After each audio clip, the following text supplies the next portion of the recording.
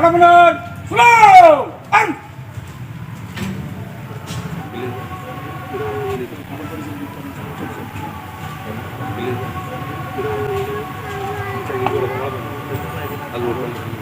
ಹಣಮನರ್ order and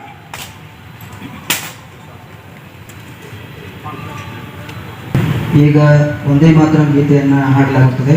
ಎಲ್ಲರೂ ಗೌರವ ಸ್ಥಿತಿಯಲ್ಲಿ ಇದ್ದು ಒಂದೇ ಮಾತ್ರ ಗೀತೆಗಾಗಿ ಗೌರವ ಸೂಚಿಸಬೇಕಾಗಿ ಕೇಳಿಕೊಳ್ಳಲಾಗುತ್ತದೆ. ಒಂದೇ ಮಾತ್ರ ಗೀತೆಯನ್ನು ಪ್ಲೇ ಮಾಡಿ.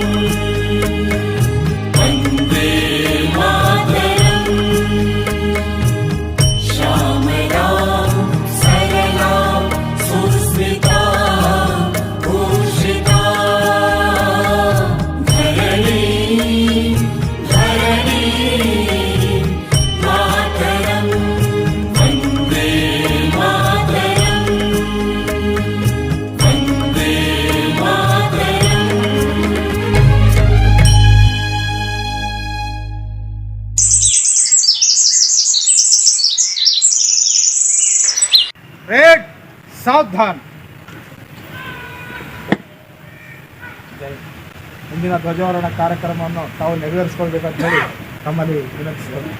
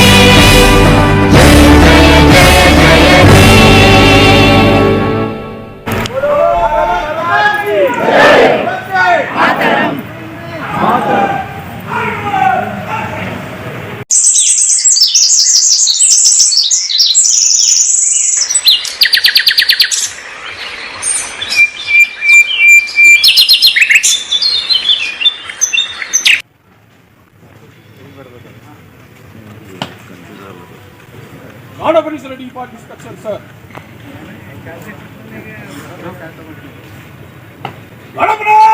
Slow! Dismiss!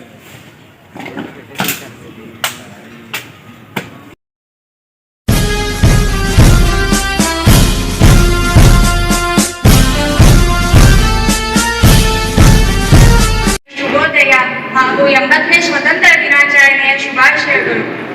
ಹೊಸ ಬೆಳಗಿನ ಸೂರ್ಯನ ಕಿರಣಗಳು ನಮ್ಮಲ್ಲಿ ಹೊಸ ಭರವಸೆಯನ್ನು ಮೂಡಿಸುವಂತೆ ನಮ್ಮ ಸ್ವತಂತ್ರ ಹೋರಾಟಗಾರರ ತ್ಯಾಗ ಬಲಿದಾನವು ನಮ್ಮಲ್ಲಿ ದೇಶಭಕ್ತಿಯನ್ನು ಜ್ಯೋತಿಯನ್ನು ಸದಾ ಬೆಳಗಿಸಲಿ. ಹಾಗೆ ವೇದಿಕೆಯ ಮೇಲೆ ಆಸೀನರಾಗಿರುವ ನಮ್ಮ ಗೌರವಾನ್ವಿತ ಪ್ರಧಾನ ಜಿಲ್ಲಾ ಮತ್ತು ಸತ್ರ ನ್ಯಾಯಾಧೀಶರಿಗೆ ನನ್ನ ನಮಸ್ಕಾರಗಳು. ಅದೇ ರೀತಿಯಾಗಿ ಹೆಚ್ಚು ಜಿಲ್ಲಾ ಮತ್ತು ಸತ್ರ ನ್ಯಾಯಾಧೀಶರಿಗೂ ಕೂಡ ನನ್ನ ನಮನಗಳು. ಹಾಗೂ ಬೀದರ್ ಜಿಲ್ಲಾ ವಕೀಲ ಸಂಘದ ಅಧ್ಯಕ್ಷರಿಗೂ ಕೂಡ ನನ್ನ ನಮಸ್ಕಾರಗಳು. ವಕೀಲ ಸಂಘದ ಕಾರ್ಯದರ್ಶಿಯವರಿಗೂ ಕೂಡ ನನ್ನ ನಮಸ್ಕಾರಗಳು. ಅದೇ ರೀತಿಯಾಗಿ ಮುಂಭಾಗದಲ್ಲಿರುವ ನನ್ನ ಗೌರವಾನ್ವಿತ ನ್ಯಾಯಾಧೀಶರಿಗೂ ಕೂಡ ನನ್ನ ನಮಸ್ಕಾರಗಳು. ಎಲ್ಲ ನ್ಯಾಯಾಂಗ ಅಧಿಕಾರಿಗಳಿಗೂ ಕೂಡ ನನ್ನ ನಮಸ್ಕಾರಗಳು. ಅದೇ ರೀತಿಯಾಗಿ ಸಿಬ್ಬಂದಿ ವರ್ಗದವರಿಗೂ ಕೂಡ ಇಲ್ಲಿ ಉಪಸ್ಥಿತಿಯಲ್ಲಿರುವ ಎಲ್ಲರಿಗೂ ನನ್ನ ಆತ್ಮೀಯ ನಮಸ್ಕಾರಗಳು. ಯಾವುದೇ ಶುಭ ಕಾರ್ಯಕ್ರಮದ ಆರಂಭವನ್ನು ದೈವಿಕ ಗೀತೆಯೊಂದಿಗೆ ಮಾಡುವುದು ನಮ್ಮ ಸುಂದರ ಸಂಪ್ರದಾಯ. ಇಂದಿನ ಈ ಶುಭ ಕಾರ್ಯಕ್ರಮವನ್ನು ಪ್ರಾರ್ಥನಾ ಗೀತೆಯೊಂದಿಗೆ ಆರಂಭಿಸೋಣ. ಈಗ ಆ ಪ್ರಾರ್ಥನಾ ಗೀತೆಯನ್ನು ಹಾಡಲು ಪ್ರೀತಿ ಮತ್ತು ರೂತ್ ಎಂಬುವರು ವೇದಿಕೆ ಮೇಲೆ ಬರಬೇಕು ಎಂದು ವಿನಂತಿಸಿಕೊಳ್ಳುತ್ತೇನೆ.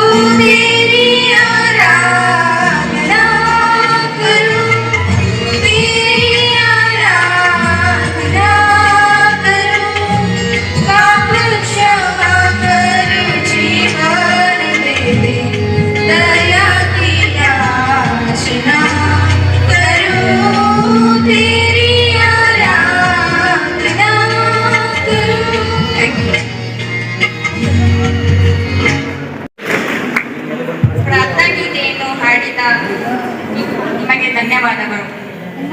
ಈಗ ಸ್ವಾಗತ ಭಾಷಣವನ್ನು ಮಾಡಲು ಪ್ರಕಾಶ್ ಸರ್ ಅವರು ವೇದಿಕೆ ಮೇಲೆ ಬರಬೇಕೆಂದು ವಿನಂತಿಸುತ್ತೇನೆ. ಬೆಳಗಿನ ಶುಭೋದಯ ಮತ್ತು 80ನೇ ಸ್ವಾತಂತ್ರ್ಯೋತ್ಸವದ ಹಾರ್ದಿಕ ಶುಭಾಶಯಗಳು. ನಮ್ಮ ಈ ಸಾಂಸ್ಕೃತಿಕ ಪರಂಪರೆಯಲ್ಲಿ ಅತಿಥಿಗಳನ್ನು ಹೂಗುಚ್ಛ ಕೊಟ್ಟು ಸ್ವಾಗತಿಸುವುದು ನಮ್ಮ ನಿಮ್ಮೆಲ್ಲರ ಒಂದು ಪರಂಪರೆ. ಹಾಗಾಗಿ ಈ ಒಂದು ಕಾರ್ಯಕ್ರಮದ ಅಧ್ಯಕ್ಷತೆಯನ್ನು ವಹಿಸಿಕೊಂಡಿರುವಂಥ ನಮ್ಮ ನಿಮ್ಮೆಲ್ಲರ ಮನಮೆಚ್ಚಿದ ಜಿಲ್ಲಾ ಮತ್ತು ಪ್ರಧಾನ ನ್ಯಾಯಾಧೀಶರಾಗಿರುವಂಥ ಶ್ರೀಯುತರಿಗೆ ತುಂಬು ಹೃದಯದ ಸ್ವಾಗತ ಸುಸ್ವಾಗತ. ಶ್ರೀಯುತರಿಗೆ ಶ್ರೀ ಬಸವರಾಜ್ ಸಿಒ ಸಾಹೇಬರು ಬಂದು ಹೂಗುಚ್ಛ ನೀಡಿ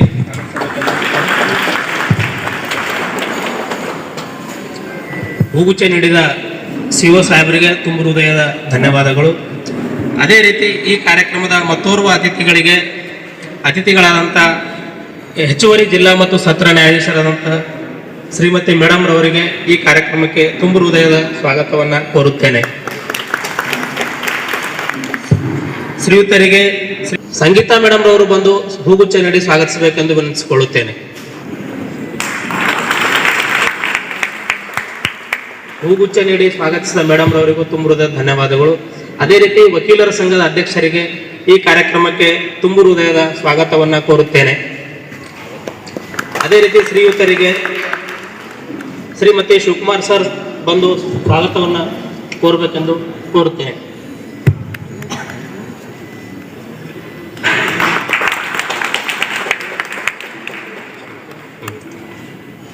ಅದೇ ರೀತಿ ವಕೀಲರ ಸಂಘದ ಕಾರ್ಯದರ್ಶಿಗಳಿಗೆ ಈ ಕಾರ್ಯಕ್ರಮಕ್ಕೆ ಸ್ವಾಗತ ಸುಸ್ವಾಗತವನ್ನು ಕೋರುತ್ತೇನೆ. ಅವರಿಗೆ ಶ್ರೀ ಸಂಜಯ್ ಪಾಟೀಲ್ ಸಾಹೇಬರು ಬಂದು ಹೂಗುಚ್ಛ ನೀಡಿ ಸ್ವಾಗತಿಸಬೇಕೆಂದು ವಿನಂತಿಸಿಕೊಳ್ಳುತ್ತೇನೆ.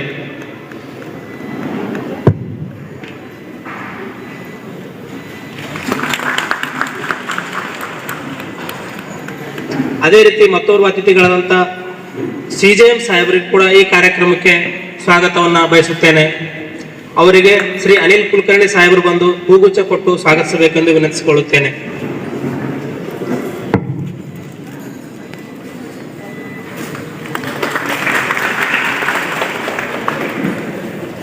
ಅದೇ ರೀತಿ ಮತ್ತೋರ್ವ ಅತಿಥಿಗಳಾದಂಥ DLSS ಸಾಹೇಬರಿಗೆ ಕೂಡ ಈ ಕಾರ್ಯಕ್ರಮಕ್ಕೆ ಸ್ವಾಗತವನ್ನು ಕೋರುತ್ತೇನೆ.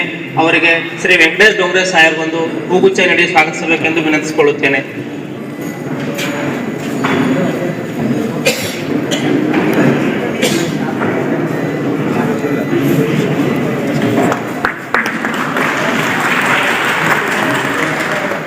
ಅದೇ ರೀತಿ ಮತ್ತೋರ್ವ ಅತಿಥಿಗಳಾದಂಥ ಶ್ರೀಮತಿ ಶ್ರೀದೇವಿ ದರ್ಬಾರೆ ಮೇಡಮ್ ರವರಿಗೂ ಈ ಕಾರ್ಯಕ್ರಮಕ್ಕೆ ಸ್ವಾಗತ ಸುಸ್ವಾಗತವನ್ನು ಕೋರುತ್ತೇನೆ. ಅವರಿಗೆ ಶ್ರೀಮತಿ ಮುತ್ತಮ್ಮ ಮೇಡಮ್ ರವರು ಬಂದು ಹೂಗುಚ್ಛ ನೀಡಿ ಸ್ವಾಗತಿಸಬೇಕೆಂದು ವಿನಂತಿಸಿಕೊಳ್ಳುತ್ತೇನೆ.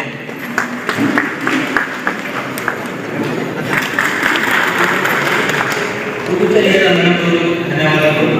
ಅದೇ ರೀತಿ ಮಕ್ಕಳು ಶೋಭಾ ಮೇಡಮ್ ಅವರು ಈ ಕಾರ್ಯಕ್ರಮಕ್ಕೆ ಸ್ವಾಗತ ಸುಸ್ವಾಗತವನ್ನು ಕೋರುತ್ತೇನೆ.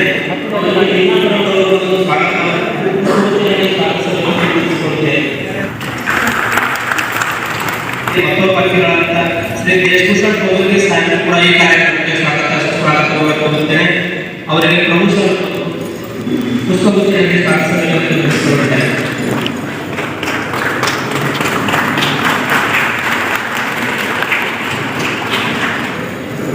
ಪುಷ್ಪಗುಚ್ಛ ನೀಡಿದ ಪ್ರಭುಸರನ್ನು ತುಂಬ ಧನ್ಯವಾದಗಳು. ಅದೇ ರೀತಿ ಮತ್ತೊಬ್ಬ ಅತಿಥಿಗಳಾದ ದಯಾಳ್ ಸರ್ ಈ ಕಾರ್ಯಕ್ರಮಕ್ಕೆ ಸ್ವಾಗತ ಸುಸ್ವಾಗತವನ್ನು ಕೋರುತ್ತೇನೆ. ಶ್ರೀಯುತರಿಗೆ ಸಂತೋಷ್ ಪಾಟೀಲ್ ಸರ್ ಪುಷ್ಪಗುಚ್ಛ ನೀಡಿ ಸ್ವಾಗತಿಸಬೇಕೆಂದು ವಿನಂತಿಸಿಕೊಳ್ಳುತ್ತೇನೆ.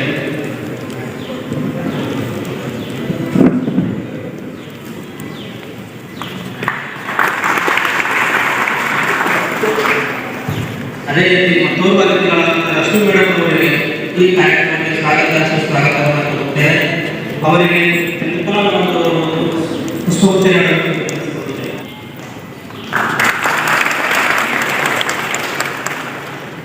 ಅದೇ ರೀತಿ ನಮ್ಮ ಕಾರ್ಯಕ್ರಮದ ಮತ್ತೋರ್ವ ಅತಿಥಿಗಳಾದ ಬಸವರಾಜ್ ಸಿಒ ಸಾಹೇಬರು ಈ ಕಾರ್ಯಕ್ರಮಕ್ಕೆ ಸ್ವಾಗತವನ್ನು ಕೋರುತ್ತೇನೆ. ಅವರಿಗೆ ನಾಗೇಶ್ ಸರ್ ಬಂದು ಪುಷ್ಪಗುಚ್ಛ ನೀಡಿ ಸ್ವಾಗತಿಸಬೇಕೆಂದು ವಿನಂತಿಸಿಕೊಳ್ಳುತ್ತೇನೆ.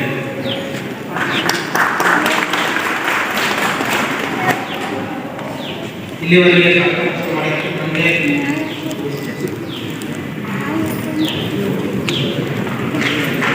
ಸ್ವಾಗತ ಭಾಷಣವನ್ನು ಮಾಡಿದ ನನಗೆ ಆನಂದದ ಧನ್ಯವಾದಗಳು.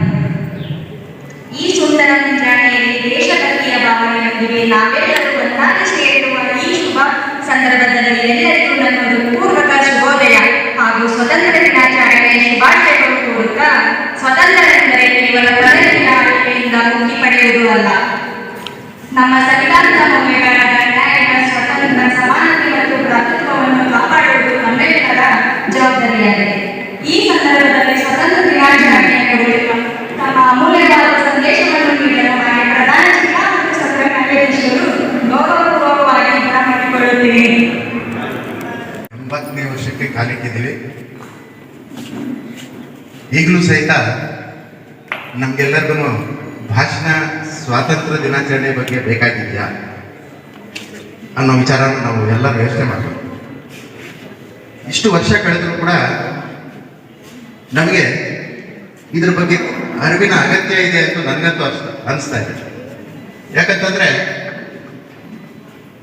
ನಮ್ಮ ಅಧ್ಯಕ್ಷರಿಗೆ ಹೇಳ್ತಾ ಇದ್ರು, ನಮ್ಮ ಜೊತೆಗಿದ್ದಂಥ ಸ್ವಾತಂತ್ರ್ಯದ ಸಮಯದಲ್ಲಿ ಇದ್ದಂಥ ಹಿರಿಯರೆಲ್ಲ ಒಂದು 10-20 ವರ್ಷದ ಹಿಂದೆ ನಮ್ಮ ಜೊತೆಗಿದ್ರು. ತುಂಬಾ ಇಂಥ ಸಂದರ್ಭಗಳಲ್ಲಿ ತುಂಬಾ ಚೆನ್ನಾಗಿ ಅವರು ನಮ್ಗೆಲ್ಲ ತಿಳುವಳಿಕೆ ಹೇಳ್ತಾ ಇದ್ರು, ವಿಚಾರವನ್ನ ಮಂಡಿಸ್ತಾ ಇದ್ರು ಅಂತೇಳಿ. ನಂಗಂತೂ ಅನಿಸ್ತಾ ಇದೆ, ಸ್ವಾತಂತ್ರ್ಯದ ಬಗ್ಗೆ ನಮ್ಗಂತೂ ಹೆಚ್ಚಿಗೆ ಮಾತಾಡೋದಕ್ಕೆ ಅರ್ಹತೆ ಇಲ್ಲ. ಆದ್ರೂ ಕೂಡ ನಾವೆಲ್ಲರೂ ಒಂದು ನಮ್ಮ ಎದೆ ಮೇಲೆ ಒಂದು ಕೈ ಇಟ್ಕೊಂಡು ಯೋಚನೆ ಮಾಡಬೇಕಾದಂತ ವಿಚಾರ ಏನಂತಂದ್ರೆ, ನಿಜವಾಗ್ಲೂ ನಾವು ಸ್ವಾತಂತ್ರ್ಯರಾಗಿದ್ದೀವ? ಸ್ವಾತಂತ್ರ್ಯ ಅಂತಂದ್ರೆ ಒಂದು ಅರ್ಥದಲ್ಲ, ನಾನಾ ಅರ್ಥದಲ್ಲಿ ಯೋಚನೆ ಮಾಡಬೇಕು. ನಾವು ನಿಜವಾಗಿ ಹೇಳ್ಬೇಕಂತಂದ್ರೆ ಎಷ್ಟೋ ಸ್ಲೋಗನ್ಸ್ ಇದಾವೆ.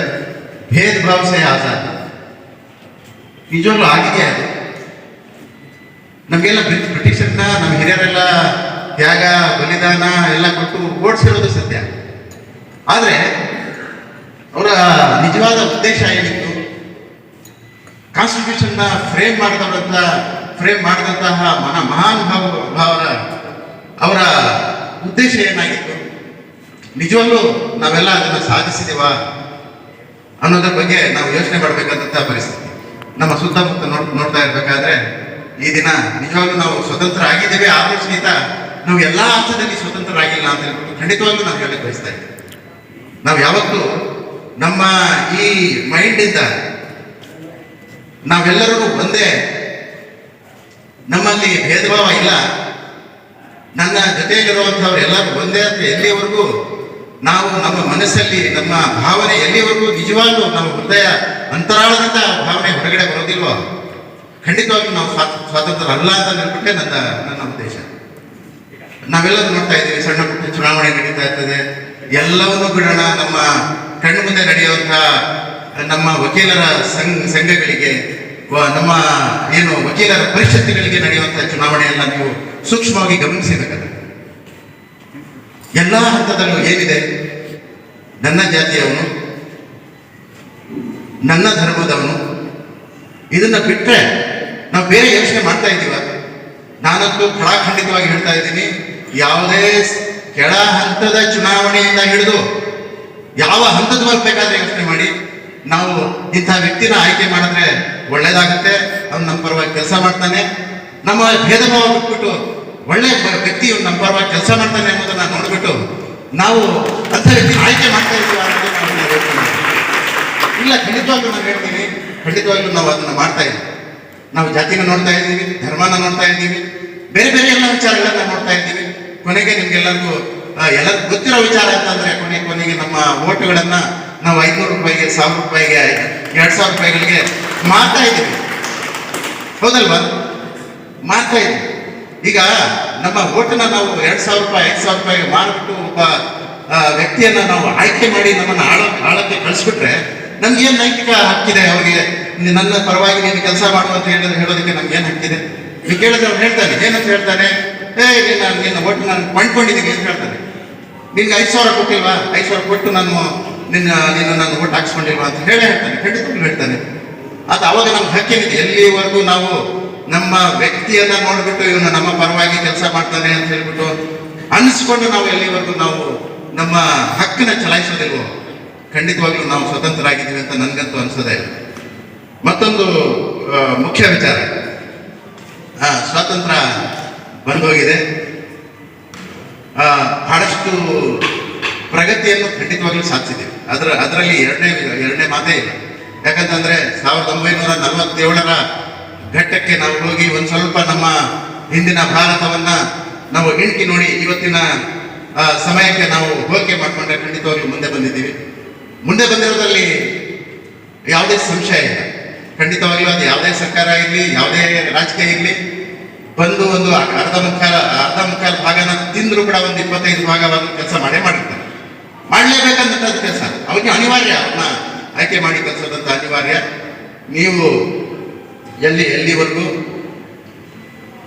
ನಮ್ಮ ಒಳ್ಳೆಯದಕ್ಕೋಸ್ಕರ, ನಮ್ಮ ಅಕ್ಕಪಕ್ಕದವ್ರಿಗೋಸ್ಕರ, ನಮ್ಮ ಒಳ್ಳೆಯ ಭಾವನೆಯಿಂದ ನೀವು ಪ್ರಗತಿ ಸಾಧಿಸೋದಕ್ಕೋಸ್ಕರ ಕೆಲಸ ಮಾಡೋದಿಲ್ವೋ ಅಲ್ಲಿವರೆಗೂ ಸ್ವಾತಂತ್ರ್ಯ ಆಗೋದಕ್ಕೆ ಸಾಧ್ಯನೇ ಇಲ್ಲ. ಮತ್ತೊಂದು ನಾನು ಅವಾಗಲೇ ಹೇಳ್ತಾ ಇದ್ದೆ, ಏನಂತಂದ್ರೆ ನಾವೆಲ್ಲ ಇವಾಗ ಯಾರು ಇಲ್ಲಿಟ್ರೇಟ್ಸ್ ಇಲ್ಲ, ಎಲ್ಲರೂ ವಿದ್ಯಾವಂತರಿದ್ದೀವಿ. ಭಾಷಣ ಮಾಡಿ ಕಲಿಸುವಂತ ಸ್ಥಿತಿಯಲ್ಲಿ ನಾವಿಲ್ಲ. ನಾವು ನಮ್ಮ ಈ ರಾಷ್ಟ್ರಕ್ಕೆ, ನಮ್ಮ ಸಮಾಜಕ್ಕೆ ಸೇವೆ ಮಾಡ್ಬೇಕಂತಂದ್ರೆ ನಾನು ಒಬ್ಬನು ನನ್ನ ಕೈಯಲ್ಲಿ ನಮ್ಮ ದೇಶವನ್ನ ಸಂಪೂರ್ಣವಾಗಿ ನಾನು ಸರಿ ಮಾಡ್ಲಿಕ್ಕೆ ಸಾಧ್ಯ ಇಲ್ಲ. ಆದರೆ ಒಬ್ಬ ವ್ಯಕ್ತಿ ತನ್ನ ಕೈಯಲ್ಲಿ ಸಾಮರ್ಥ್ಯ ಎಷ್ಟಿದೆಯೋ ಅಷ್ಟರ ಮಟ್ಟಿಗೆ ನಾವು ನಮ್ಮ ಅಡಿಗ ಸೇವೆಯನ್ನ ಮಾಡ್ಕೊಳ್ತಾ ಹೋದ್ರೆ ಹನಿ ಕುಡಿದ್ರೇನೆ ಹಳ್ಳ ಆಗೋದು ಅಂತ ಹೇಳ್ಬಿಟ್ಟು ನಿಮ್ಗೆಲ್ಲ ಗೊತ್ತಿದೆ. ಆದ್ರಿಂದ ನನಗೆ ಆಗ್ಬೇಕು, ನನಗೆ ಸಂಬಂಧ ಇಲ್ಲ, ಯಾರು ಮಾಡಬೇಕು, ಯಾರೋ ಆಯ್ಕೆ ಆಗಿದಾರಲ್ಲ ಅವ್ರ ಕೆಲಸ ಅದು ಅವ್ರು ಮಾಡ್ಕೊಳ್ಳಿ ಅಂತ ಹೇಳಿದ್ರೆ ಆಗೋದಿಲ್ಲ. ನಾವು ನಮ್ಮ ಮನೆ ಪಕ್ಕದಲ್ಲಿರೋ, ನಮ್ಮ ಮನೆ ಮುಂದೆ ಇರುವಂತಹ ಜಾಗವನ್ನು ಸ್ವಚ್ಛವಾಗಿಟ್ಕೊಳ್ಳೋದು, ಅರ್ಥ ಆಯ್ತಲ್ಲ. ನಮ್ಗೆ ಆಗ್ಬೇಕು, ಎಲ್ಲೋ ಒಂದ್ ಕಡೆ ಒಂದು ಸ್ವಲ್ಪ 2 ಕಸ ಬಿದ್ದಿದ್ರೆ ನಡೀತಿದೆ, ಪರವಾಗಿಲ್ಲ ಅಂತ ಹೇಳ್ಬಿಟ್ಟು ಎಲ್ಲ ತಗೊಂಡೋಗಿ ಡಂಪ್ ಮಾಡೋದು. ನಾವೆಲ್ಲ ನಮ್ಮ ಕ್ವಾರ್ಟರ್ಸ್ ಇಂದ ಸ್ವಲ್ಪ ಮುಂದೆ ಹೋಗ್ತೀವಿ. KIB ಹತ್ರ ನೀವೆಲ್ಲರೂ ಗಮನಿಸಿರ್ಬೋದು, ನಿಜವಾಗ್ಲೂ ಶೌಚಾಲಯಕ್ಕಿಂತ ಕಡೆ ಎಲ್ಲರೂ ರಸ್ತೆಯಲ್ಲಿ ಓಡಾಡುವ ಜಾಗದಲ್ಲೇ ಎಲ್ಲರೂ ಮೂತ್ರ ವಿಸರ್ಜನೆ ಮಾಡಿಕೊಂಡು ನಾವು ಓಡಾಡುವ ಜನರಿಗೆಲ್ಲ ತೊಂದರೆಗಳು ಕೊಟ್ಕೊಂಡು ಅಲ್ಲೇ ಮಾಡ್ತಾ ಇದ್ದೀವಿ. ಯಾರನ್ನಾದ್ರೂ ಒಬ್ಬರಾದ್ರೂ ಗಮನಿಸಿದಿರಾ? ಖಂಡಿತವಾಗ್ಲೂ ಜನ ಓಡಾಡ್ತಾ ಇರ್ತಾನೆ, ಅವ್ರ ಕೆಲಸ ಮಾಡ್ತಾನೆ ಇದ್ದಾರೆ. ಅರ್ಥ ಆಯ್ತಲ್ಲ? ಇಂಥ ಸಣ್ಣ ವಿಚಾರಗಳಲ್ಲಿ ನಮ್ಮ ಸಮಾಜವನ್ನು ತಿದ್ದೋದಕ್ಕೆ ಕೆಲಸ ಮಾಡಬೇಕು. ನಿಜವಾಗ್ಲೂ ನಾವು ನಮ್ಮ ದೇಶದ ಪ್ರಗತಿಗಾಗಿ ಪೂರ್ತಿ ದೇಶ ಸರಿ ಮಾಡೋಕ್ಕಾಗ್ತಿದ್ರು ಪರವಾಗಿಲ್ಲ, ನಮ್ಮ ಕೈಯಲ್ಲಾದ ಒಂದು ಸ್ವಲ್ಪ ಸೇವೆನ ಮಾಡ್ಕೊಂಡು ಬಂದ್ರೆ ಖಂಡಿತವಾಗ್ಲೂ ಪ್ರಗತಿ ಆಗೋದು ಸಾಧ್ಯ ಇದೆ. ಈ ದಿನ 80ನೇ ವರ್ಷಕ್ಕೆ ನಾವು ಕಾಲಿಡ್ತಾ ಇದ್ದೀವಿ. ಇನ್ನಷ್ಟು ನಮ್ಮ ಸೇವೆ ದೇಶಕ್ಕೆ ಅಗತ್ಯ ಇದೆ. ನಮ್ಮ ಭಾಗದ ಏನು ಸೇವೆ ಇದೆ, ನಮ್ಮ ಕ್ಷೇತ್ರದಲ್ಲಿ, ಯಾಕೆ ನಾನು ನ್ಯಾಯಾಧೀಶನಾಗಿದ್ದೀನಿ, ನನ್ನ ವ್ಯಾಪ್ತಿಯಲ್ಲಿ ನಾನು ಸೇವೆ ಮಾಡೋಕ್ಕೆ ಎಷ್ಟು ಸಾಧ್ಯ ಇದೆಯೋ ಖಂಡಿತವಾಗ್ಲೂ ನಾನು ಮಾಡ್ತೀನಿ. ಅದೇ ರೀತಿ ನೀವು ಕೂಡ ಶಪಥ ಮಾಡಿ ನಿಮ್ಮ ಕೈಯಲ್ಲಾದಷ್ಟು ಈ ದೇಶಕ್ಕೆ ಸೇವೆ ಮಾಡೋಕ್ಕೆ ಪ್ರಯತ್ನ ಮಾಡಿದ್ರೆ ಖಂಡಿತವಾಗ್ಲೂ ಮುಂದಿನ ಒಂದಿನ ನನಗಂತೂ 100% ಗ್ಯಾರಂಟಿ ಇದೆ. ನಾವು ನಮ್ಮ ಬಗ್ಗೆ ಯೋಚನೆ ಮಾಡಿ, ಅಕ್ಕಪಕ್ಕದವರು ಅಟ್ಲೀಸ್ಟ್ ನಮ್ಮ ಸುತ್ತಮುತ್ತಲ ಜನರ ಬಗ್ಗೆ ಯೋಚನೆ ಮಾಡಿದ್ರೆ ಖಂಡಿತವಾಗ್ಲೂ ಪ್ರಗತಿ ಸಾಧ್ಯ ಇದೆ. ಆಮೇಲೆ ನಾವು ಕಾನ್ಸ್ಟಿಟ್ಯೂಷನ್ಗೆ ಗೌರವ ಕೊಡುವುದನ್ನ ಮರೀಲೇಬಾರ್ದು. ಇದನ್ನ ನಾವು ಏನು ನೋಡ್ತಾ ಇದೀವಿ ಅಂತಂದ್ರೆ, ನಾವು ಯಾರ್ಯಾರು ನಮ್ಮಿಂದ ಆಯ್ಕೆಯಾಗಿ ನಮ್ಮನ್ನು ಆಳೋದಕ್ಕೆ ಹೋಗ್ತಾ ಇದ್ದಾರೋ ಅವರೇ ನಾವು ಕಾನ್ಸ್ಟಿಟ್ಯೂಷನ್ಗೆ ಅಪಚಾರ ಮಾಡ್ತಾ ಇರೋದನ್ನ ನಾವು ನೋಡಿದ್ದೀವಿ. ಏನು ನಾವು ಓದ್ ತಗೊಂಡು ನಾವು ಏನು ಅದಕ್ಕೆ ಕಾನ್ಸ್ಟಿಟ್ಯೂಷನ್ ಮೇಲೆ ಪ್ರಮಾಣ ಮಾಡಿ ನಾವು ಕೆಲಸ ಮಾಡಕ್ಕೆ ಹೋಗಿದ್ದೇವೆ, ಆ ಪ್ರಮಾಣಕ್ಕೆ ಅಪಚಾರ ಮಾಡುವಂತ ರೀತಿಯಲ್ಲಿ ನಾವು ಕೆಲಸ ಮಾಡ್ತಾ ಇರೋದನ್ನ ನಾವು ನೋಡ್ತಾ ಇದ್ದೀವಿ. ನಾವೆಲ್ಲ ಜಾಗೃತರಾಗಬೇಕು. ನಮ್ಮನ್ನ ಆಳ್ತಾ ಇದ್ದಾರೋ ಅವರು ಕಾನ್ಸ್ಟಿಟ್ಯೂಷನ್ಗೆ ತಕ್ಕಂತೆ ಕೆಲಸ ನೋಡ್ಕೊಳ್ಳುವಂತ ಜವಾಬ್ದಾರಿ ನಮ್ಮೆಲ್ಲರ ಮೇಲಿದೆ. ಎಲ್ಲರಿಗೂ ಶುಭವಾಗಿ ಈ ದಿನದ 80ನೇ ವರ್ಷದ ಸ್ವಾತಂತ್ರ್ಯ ದಿನಾಚರಣೆಯ ಶುಭಾಶಯಗಳನ್ನು ತಮ್ಮೆಲ್ಲರೂ ಮತ್ತೊಮ್ಮೆ ನಾನು ಕೋರಿ ಈ ದಿನ ನನಗೆ ಈ 2 ಮಾತಾಡೋದಕ್ಕೆ ಅವಕಾಶ ಕೊಟ್ಟ ನಿಮ್ಮೆಲ್ಲರಿಗೂ ಧನ್ಯವಾದಗಳನ್ನು ಹೇಳಿ ನಾನು ಮುಗಿಸ್ತೇನೆ. ನಮಸ್ಕಾರ.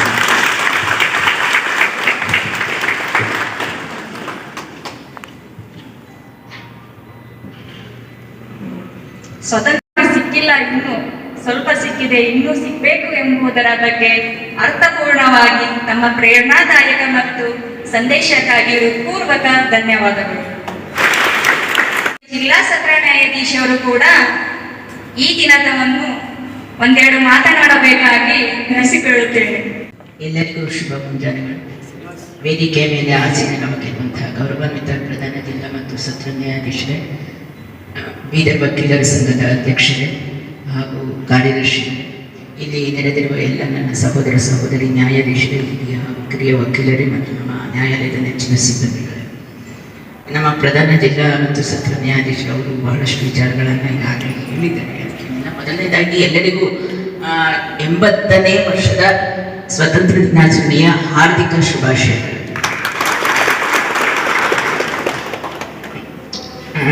ಈಗ ನಮ್ಮ ಪ್ರಧಾನ ಜಿಲ್ಲಾ ನ್ಯಾಯಾಧೀಶರು ಹೇಳಿದಾಗ ನಾವು ಈ ಚಿಕ್ಕಬಳ್ಳಾಪುರ, ರಾಮನಗರ ಇಲ್ಲೆಲ್ಲ ಒಂದು 8-10 ವರ್ಷಗಳ ಹಿಂದೆ ಸ್ವಾತಂತ್ರ್ಯ ದಿನಾಚರಣೆಯಲ್ಲಿ ಭಾಗವಹಿಸಿದಾಗ ಅಲ್ಲಿ ಒಂದು ಗ್ರೂಪ್ ಆಫ್ ಅಡ್ವೊಕೇಟ್ಸ್ ಇರ್ತಾ ಇದ್ರು. ಅವರೆಲ್ಲ ಸ್ವತಂತ್ರ ಚಳವಳಿಯಲ್ಲಿ ಭಾಗವಹಿಸಿದವರು, ಸ್ವತಂತ್ರ ಬಂದಂಥ ಸಂದರ್ಭದಲ್ಲಿ ಕೆಲಸ ಮಾಡ್ತಾರೆ, ವಕೀಲರಾಗಿದ್ದವರು ಮತ್ತು ಇದರಲ್ಲಿ ಭಾಗವಹಿಸಿದಂಥವರು ಹಿರಿಯ ಜೀವಗಳು ಇದ್ದರು. ಈಗ ನಾನು ಕೇಳ್ಪಟ್ಟೆ, ಈಗ ಚಿಕ್ಕಬಳ್ಳಾಪುರದವ್ರು ನಮ್ಮ ಕೆಲವು ಕೊಲೀಗ್ಸ್ ನ್ಯಾಯಾಧೀಶಗಳನ್ನೆಲ್ಲ ಹೇಳಿದಾಗ, ಮೇಡಮ್ ಈಗ ಅವ್ರು ಯಾರೂ ಸೀನಿಯರ್ ಅಡ್ವೊಕೇಟ್ಸ್ ಇಲ್ಲ ಮೇಡಮ್, ಈಗ ಅವರೇ ಹೇಳ್ತಾರೆ ಮೇಡಮ್ ಯಾರೂ ಇಲ್ಲ, ನೀವೇ ಇದು ಮಾಡಬೇಕು ಅಂತ. ಸೊ ಅದೆಲ್ಲ ಅಲ್ಲಿ ನಾವು ಸ್ವಾತಂತ್ರ್ಯೋತ್ಸವ ದಿನಾಚರಣೆಯನ್ನು ಆಚರಿಸ್ಬೇಕಾದ್ರೆ ಅದೊಂಥರ ತುಂಬ ಚೆನ್ನಾಗಿರ್ತಾ ಇತ್ತು. ನಾವು ಯಾರೂ ಸ್ವಾತಂತ್ರ್ಯ ಬಂದಾಗಲಿ ಆ ನಂತರದ ಪ್ರಾರಂಭಿಕ ದಿನಗಳನ್ನಾಗಲಿ ನಾವು ಯಾರೂ ನೋಡಿದವರಲ್ಲ. ಆದರೆ ಅವರು ಹೇಳ್ತಿದ್ದು, ಅವರು ಕಷ್ಟಪಟ್ಟಿದ್ದು ಎಲ್ಲ ಕೇಳಿದಾಗ ನಮಗೆ ಒಂಥರ ಹೆಮ್ಮೆ ಅನಿಸುತ್ತೆ. ಮತ್ತೆ ಒಂದು ಭಾವನೆ ಮನಸ್ಸಿನಲ್ಲಿ ಮೂಡುತ್ತೆ, ಸ್ವಾತಂತ್ರ್ಯ ಬಂದಿದೆ ಹೌದು, ನಾವೆಲ್ಲರೂ ಸ್ವಾತಂತ್ರ್ಯೋತ್ಸವವನ್ನು ಆಚರಿಸ್ತಾ ಇದ್ದೇವೆ ಹೌದು, ನಮಗೆ ಬಹಳಷ್ಟು ಸ್ವಾತಂತ್ರ್ಯಗಳು, ಬಹಳಷ್ಟು ವಿಚಾರಗಳಲ್ಲಿ, ಬಹಳಷ್ಟು ರಂಗಗಳಲ್ಲಿ ನಾವು ಸ್ವಾತಂತ್ರ್ಯವನ್ನು ಅನುಭವಿಸ್ತಾ ಇದ್ದೇವೆ ನಿಜ. ಆದರೆ ಸ್ವಾತಂತ್ರ್ಯದ ನಿಜವಾದ ಅರ್ಥವನ್ನ ಎಷ್ಟು ಜನ ನಾವು ಅರ್ಥ ಮಾಡಿಕೊಂಡು ನಮ್ಮ ದೈನಂದಿನ ವ್ಯವಹಾರಗಳಲ್ಲಿ, ದೈನಂದಿನ ಕೆಲಸಗಳಲ್ಲಿ ನಾವು ಅರ್ಥಪೂರ್ಣವಾಗಿ ಅದನ್ನು ಅಳವಡಿಸಿಕೊಂಡಿದ್ದೇವೆ ಅಂತ. ವರ್ಷಕ್ಕೆ ಒಂದು ಬಾರಿ ಅಥವಾ 2 ಬಾರಿ ಇಲ್ಲಿ ನಿಂತುಕೊಂಡು ಭಾಷಣ ಮಾಡಿ ನಮಗೆ ಸ್ವಾತಂತ್ರ್ಯ ಸಿಕ್ಕಿದೆ, ಜೈ ಭಾರತ್ ಅಂತ ಹೇಳಿ ಅದು ನಿಜವಾದ ಆಚರಣೆ ಅಲ್ಲ. ನನ್ನ ಪ್ರಕಾರ ನಾವು ಮೊದಲನೆಯದಾಗಿ ನಾವೆಲ್ಲರೂ ತಿಳ್ಕೊಬೇಕಾದ್ದು, ಪ್ರತಿಯೊಬ್ಬ ಭಾರತೀಯ, ಪ್ರತಿಯೊಬ್ಬ ಮನುಷ್ಯನು ತಿಳ್ಕೊಬೇಕಾದ್ದು, ಸ್ವಾತಂತ್ರ್ಯ ಅಂದರೆ ಸ್ವೇಚ್ಛಾಚಾರ ಅಲ್ಲ. ನಮ್ಮೆಲ್ಲರಿಗೂ ಭಗವದ್ಗೀತೆ, ಕುರಾನ್ ಯಾವುದು ಆಗಿರ್ಬೋದು ಇರೋದು ಒಂದೇ ಸಂವಿಧಾನ. ಸಂವಿಧಾನದಲ್ಲಿ ಇಲ್ಲದೆ ಇರೋದು ಯಾವುದೂ ಇಲ್ಲ. ಸಂವಿಧಾನವನ್ನು ಬಿಟ್ಟು, ಅದರಲ್ಲೂ ನಾವು ಯಾರು ನ್ಯಾಯಾಂಗದಲ್ಲಿ ಇರುವಂಥದ್ದು, ನ್ಯಾಯಾಧೀಶರಾಗಲಿ, ನ್ಯಾಯವಾದಿಗಳಾಗಲಿ ಅಥವಾ ನ್ಯಾಯಾಲಯದಲ್ಲಿ ಕೆಲಸ ಮಾಡುವಂಥ ಸಿಬ್ಬಂದಿಗಳಾಗಲಿ, ಯಾಕಂದ್ರೆ ಬೇರೆಯವ್ರು ಹೇಳ್ಬೋದು ನಮ್ಗೆ ಕಾನೂನು ಗೊತ್ತಿಲ್ಲ ಅಂತ, ಆದರೆ ನಾವ್ಯಾರು ಆ ರೀತಿ ಹೇಳಲಿಕ್ಕೆ ಸಾಧ್ಯ ಇಲ್ಲ. ಆ ರೀತಿ ಮಾತಾಡಲೂಬಾರದು ನನ್ನ ಪ್ರಕಾರ. ಸೊ ನಮ್ಗೆಲ್ಲ ಇರೋದು ಒಂದೇ ಗ್ರಂಥ ಸಂವಿಧಾನ, ಎಲ್ಲರಿಗೂ ಇದು ಇರೋದಷ್ಟೇ. ನಾವೆಲ್ಲರೂ ಭಾರತೀಯರು, ನಾವೆಲ್ಲರೂ ಸಂವಿಧಾನಕ್ಕೆ ಒಳಪಟ್ಟು ನಮ್ಮ ಕರ್ತವ್ಯಗಳನ್ನು ಮಾಡಬೇಕು, ನಮ್ಮ ಹಕ್ಕುಗಳನ್ನು ಚಲಾಯಿಸಬೇಕು. ಯಾರೇ ಒಬ್ಬ ವ್ಯಕ್ತಿ ಆದರೂ ಅಷ್ಟೇ. ಈಗ ಇಲ್ಲಿ ಜಾತಿ ಆಗಿರ್ಬೋದು, ಧರ್ಮ ಆಗಿರ್ಬೋದು, ಲಿಂಗ ಇದು ಅಂತಾಗಿರ್ಬೋದು, ಎಲ್ಲದಕ್ಕೂ ನಮ್ಮ ಸಂವಿಧಾನದಲ್ಲಿ ಉತ್ತರ ಕೊಟ್ಟಿದ್ದಾರೆ. ಸಂವಿಧಾನವನ್ನ ಇವತ್ತು ಮಾಡಿದ್ದಲ್ಲ, ಈಗ ನಾವು 10-20 ವರ್ಷದಲ್ಲಿ ಮಾಡಿದ್ದಲ್ಲ ಸಂವಿಧಾನ. ಅದು 1947ರಲ್ಲಿ ಎಲ್ಲ ಜಾತಿ ಧರ್ಮ ಎಲ್ಲ ಪ್ರಬುದ್ಧ ಮನಸ್ಕರು ಸೇರಿ ಮಾಡಿದಂತಹ ಸಂವಿಧಾನ. ಅದು ಅವತ್ತು ಮಾಡಿದ್ದನ್ನ ಯಾರು ಬದಲಾವಣೆ ಮಾಡಕ್ ಸಾಧ್ಯನೂ ಆಗಿಲ್ಲ, ಬದಲಾವಣೆ ಮಾಡಕ್ ಪ್ರಯತ್ನ ಪಟ್ಟಿದ್ದು ಕೂಡ ಯಾವುದು ಆಗಿಲ್ಲ. ಇದಕ್ಕೆ ನಿಮ್ಗೆಲ್ಲರಿಗೂ ಗೊತ್ತು, ನಮ್ಗೆಲ್ಲರಿಗೂ ಗೊತ್ತು, Keshavananda Bharati case. So article 19 ಹೇಳುತ್ತೆ ನಾವೆಲ್ಲರೂ ಸ್ವತಂತ್ರರು, ನಾವು ಏನು ಬೇಕಾದರೂ ಮಾತಾಡಬಹುದು, ನಮಗೆ ಲಿಮಿಟ್ಸ್ ಇಲ್ಲ. ಅಂದ್ರೆ ನಮಗೆ ಮುಖ್ಯವಾಗಿ ನೋಡಬೇಕಾದಂಥದ್ದು ಆರ್ಟಿಕಲ್ 19 ಎಲ್ಲರಿಗೂ ಗೊತ್ತು, ಫ್ರೀಡಮ್ ಆಫ್ ಸ್ಪೀಚ್. ಬಟ್ ಅದಕ್ಕೆ ಎಷ್ಟು ಎಕ್ಸೆಪ್ಷನ್ ಕ್ಲಾಸಸ್ ಇದೆ, ಎಷ್ಟು ಎಕ್ಸ್ಪ್ಲನೇಷನ್ಸ್ ಇದೆ ಅಂತ ಓದಿದ್ರೆ ಗೊತ್ತಾಗುತ್ತೆ. ಅಂದಿನ ಸಂವಿಧಾನ ಮಾಡಿದವರು ಇನ್ನು ಮುಂದೆ ಯಾವ್ಯಾವ ರೀತಿಯ ಇದು ಬರುತ್ತೆ ಅಂತೆಲ್ಲ ನೋಡಿ ಅದಕ್ಕೆ ಉತ್ತರವನ್ನ ಅಲ್ಲೇ ಇಟ್ಟಿದ್ದಾರೆ.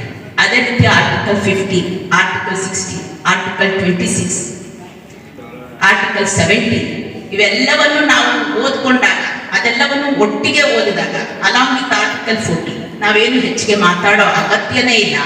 ಅದರಲ್ಲೇ ಎಲ್ಲದಕ್ಕೂ ಉತ್ತರ ಕೊಟ್ಟಿದ್ದಾರೆ. ಅದನ್ನ ನಾವು ನಿಜವಾದ ಅರ್ಥದಲ್ಲಿ, ನಾವು ಎಲ್ಲರೂ ಜೂರಿಸ್ಪ್ರುಡೆನ್ಸ್ ಓದಿದ್ದೀವಿ. ಜೂರಿಸ್ಪ್ರುಡೆನ್ಸ್ ಅಲ್ಲಿ ಒಂದು ರೂಲ್ ಆಫ್ ಇಂಟರ್ಪ್ರಿಟೇಷನ್ ಬರುತ್ತೆ, ಪರ್ಪೋಸಿವ್ ಇಂಟರ್ಪ್ರಿಟೇಷನ್ ಅಂತ.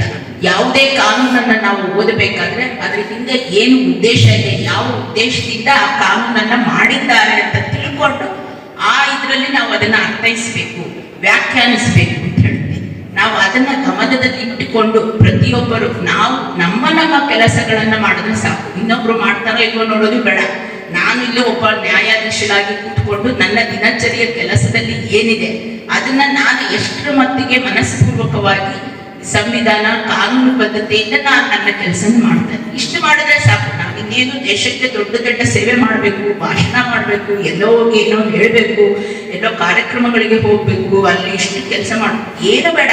ನೀವು ಎಲ್ಲಿ ಕೆಲಸ ಮಾಡ್ತೀರಾ ಅಲ್ಲಿ ಶ್ರದ್ಧೆಯಿಂದ, ಆತ್ಮಸಾಕ್ಷಿಯಿಂದ, ಕಾನೂನಿಗೆ ಅನುಗುಣವಾಗಿ ನಮ್ಮ ಕೆಲಸವನ್ನು ಮಾಡಿ ಸಾಕು. ಅಲ್ಲಿಗೆ ನೀವು ದೊಡ್ಡ ದೇಶ ಸೇವೆ ಮಾಡಿದಾಗುತ್ತೆ. ನಮ್ಮ ಪ್ರಧಾನ ಜಿಲ್ಲಾ ನ್ಯಾಯಾಧೀಶರು ಹೇಳಿದ್ರು, ಎಲ್ಲರೂ ಮಾಡಿದೆ ಅಂತಲ್ಲ, ಒಂದು ಕುಟುಂಬದಿಂದ ಒಂದು ಸಮಾಜ, ಒಂದು ಸಮಾಜದಿಂದ ಒಂದು ಗ್ರಾಮದಿಂದ ಒಂದು ಏನ್ ಹೇಳ್ತಾರೆ ತಾಲೂಕು, ಹೀಗೆ ನಿಮ್ಗೆಲ್ಲರಿಗೂ ಗೊತ್ತು ಈ ವಿಚಾರ.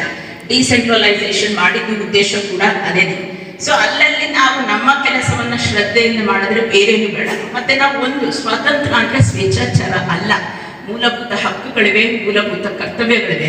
ಮೂಲಭೂತ ಕರ್ತವ್ಯವನ್ನ ನಾವು, ಮೂಲಭೂತ ಹಕ್ಕುಗಳನ್ನ ನಾವು ಚಲಾಯಿಸಬೇಕಾದ್ರೆ ಎಷ್ಟು ಇದರಿಂದ ಇದು ಮಾಡ್ತೀವಿ. ಅದೇ ಮೂಲಭೂತ ಕರ್ತವ್ಯಗಳನ್ನ ಓದಿಕೊಂಡು, ಅದೆರಡನ್ನು ಓದಿಕೊಂಡು ನಾವು ನಮ್ಮ ಮೂಲಭೂತ ಹಕ್ಕುಗಳನ್ನ ಚಲಾಯಿಸಿದ್ರೆ, ಅದಕ್ಕಿಂತ ನಾವು ಯಾವ ಇದನ್ನು ಸಂವಿಧಾನಕ್ಕೆ ಗೌರವವನ್ನು ತೋರಿಸೋದಾಗ್ಲಿ, ನಮ್ಮ ಭಾರತ ದೇಶಕ್ಕೆ ಗೌರವವನ್ನು ತೋರಿಸೋದಾಗ್ಲಿ, ಅದು ಬೇರೆ ಇನ್ನೇನು ಬೇಡ. ಅಷ್ಟು ಮಾಡಿದ್ರೆ ಸಾಕು. ನಮ್ಮ ದಿನನಿತ್ಯದ ಕರ್ತವ್ಯಗಳನ್ನ ಶ್ರದ್ಧೆಯಿಂದ, ನಿಷ್ಠೆಯಿಂದ, ಯಾವುದೇ ಪಕ್ಷಪಾತ ಇಲ್ಲದೆ, ಯಾವುದೇ ಆಸೆ ಲೋಭಕ್ಕೆ ಒಳಗಾಗದೆ ನಮ್ಮ ಕೆಲಸಗಳನ್ನ ಮಾಡಿದ್ರೆ ಅದರಿಂದ ನಾವು ನಿಜವಾದ ಸ್ವಾತಂತ್ರ್ಯವನ್ನ ಪಡಿಬೋದು. ನಾವು ಯಾರಿಂದನೂ ಅದು ಬೇರೆಯವರಿಂದ ಎಕ್ಸ್ಪೆಕ್ಟ್ ಮಾಡೋ ಅಗತ್ಯ ಇಲ್ಲ. ನಮ್ಮ ಆತ್ಮಸಾಕ್ಷಿ ನಾವು ಕೆಲಸ ಮಾಡಿದ್ರೆ ಅದಾಗದೆ ಬಂದ್ಬಿಡುತ್ತೆ. ನಾವು ಮಾಡೋಂಥ ಹೇಳ್ಕೊಂಡು ಮಾಡೋವಂಥದ್ದು ಏನೂ ಇಲ್ಲ. ಇದು ನನ್ನ ಒಂದು ಸ್ವಾತಂತ್ರ್ಯದ ವ್ಯಾಖ್ಯಾನ. ಈ ರೀತಿ ನಾವು ನಮ್ಮ ಹಿರಿಯರು ತೋರಿಸಿಕೊಟ್ಟ ಸ್ವಾತಂತ್ರ್ಯವನ್ನ ಉಳಿಸ್ಕೋಬಹುದು ಅಂತ ನನ್ನ ಒಂದು ಅಭಿಪ್ರಾಯ. ಈ ದಿನ ನನಗೆ ಮಾತಾಡ್ಲಿಕ್ಕೆ ಒಂದೆರಡು ಅವಕಾಶ ಕೊಟ್ಟರೆ ಎಲ್ಲರಿಗೂ ವಂದಿಸುತ್ತಾ ಮತ್ತೊಮ್ಮೆ ಎಲ್ಲರಿಗೂ ಸ್ವಾತಂತ್ರ್ಯ ದಿನಾಚರಣೆ.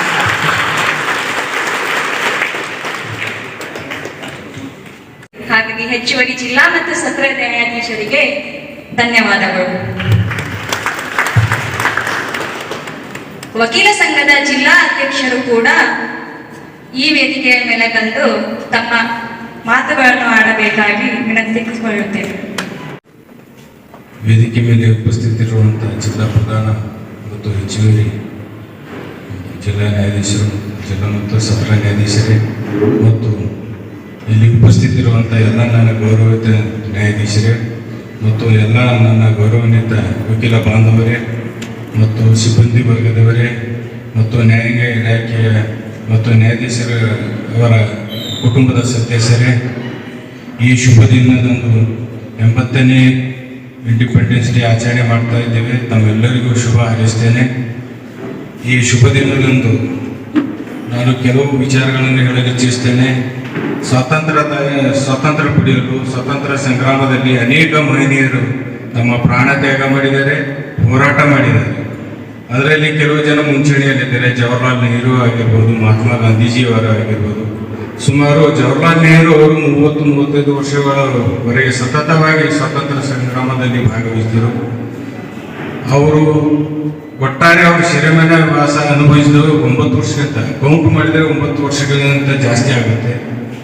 ಅವರು ಸೆರೆಮನೆ ವಾಸದಲ್ಲಿದ್ದಾಗೆ ದ ಡಿಸ್ಕವರಿ ಆಫ್ ಇಂಡಿಯಾ ಅನೇಕ ಪುಸ್ತಕಗಳನ್ನು ಬರೆದಿದ್ದಾರೆ.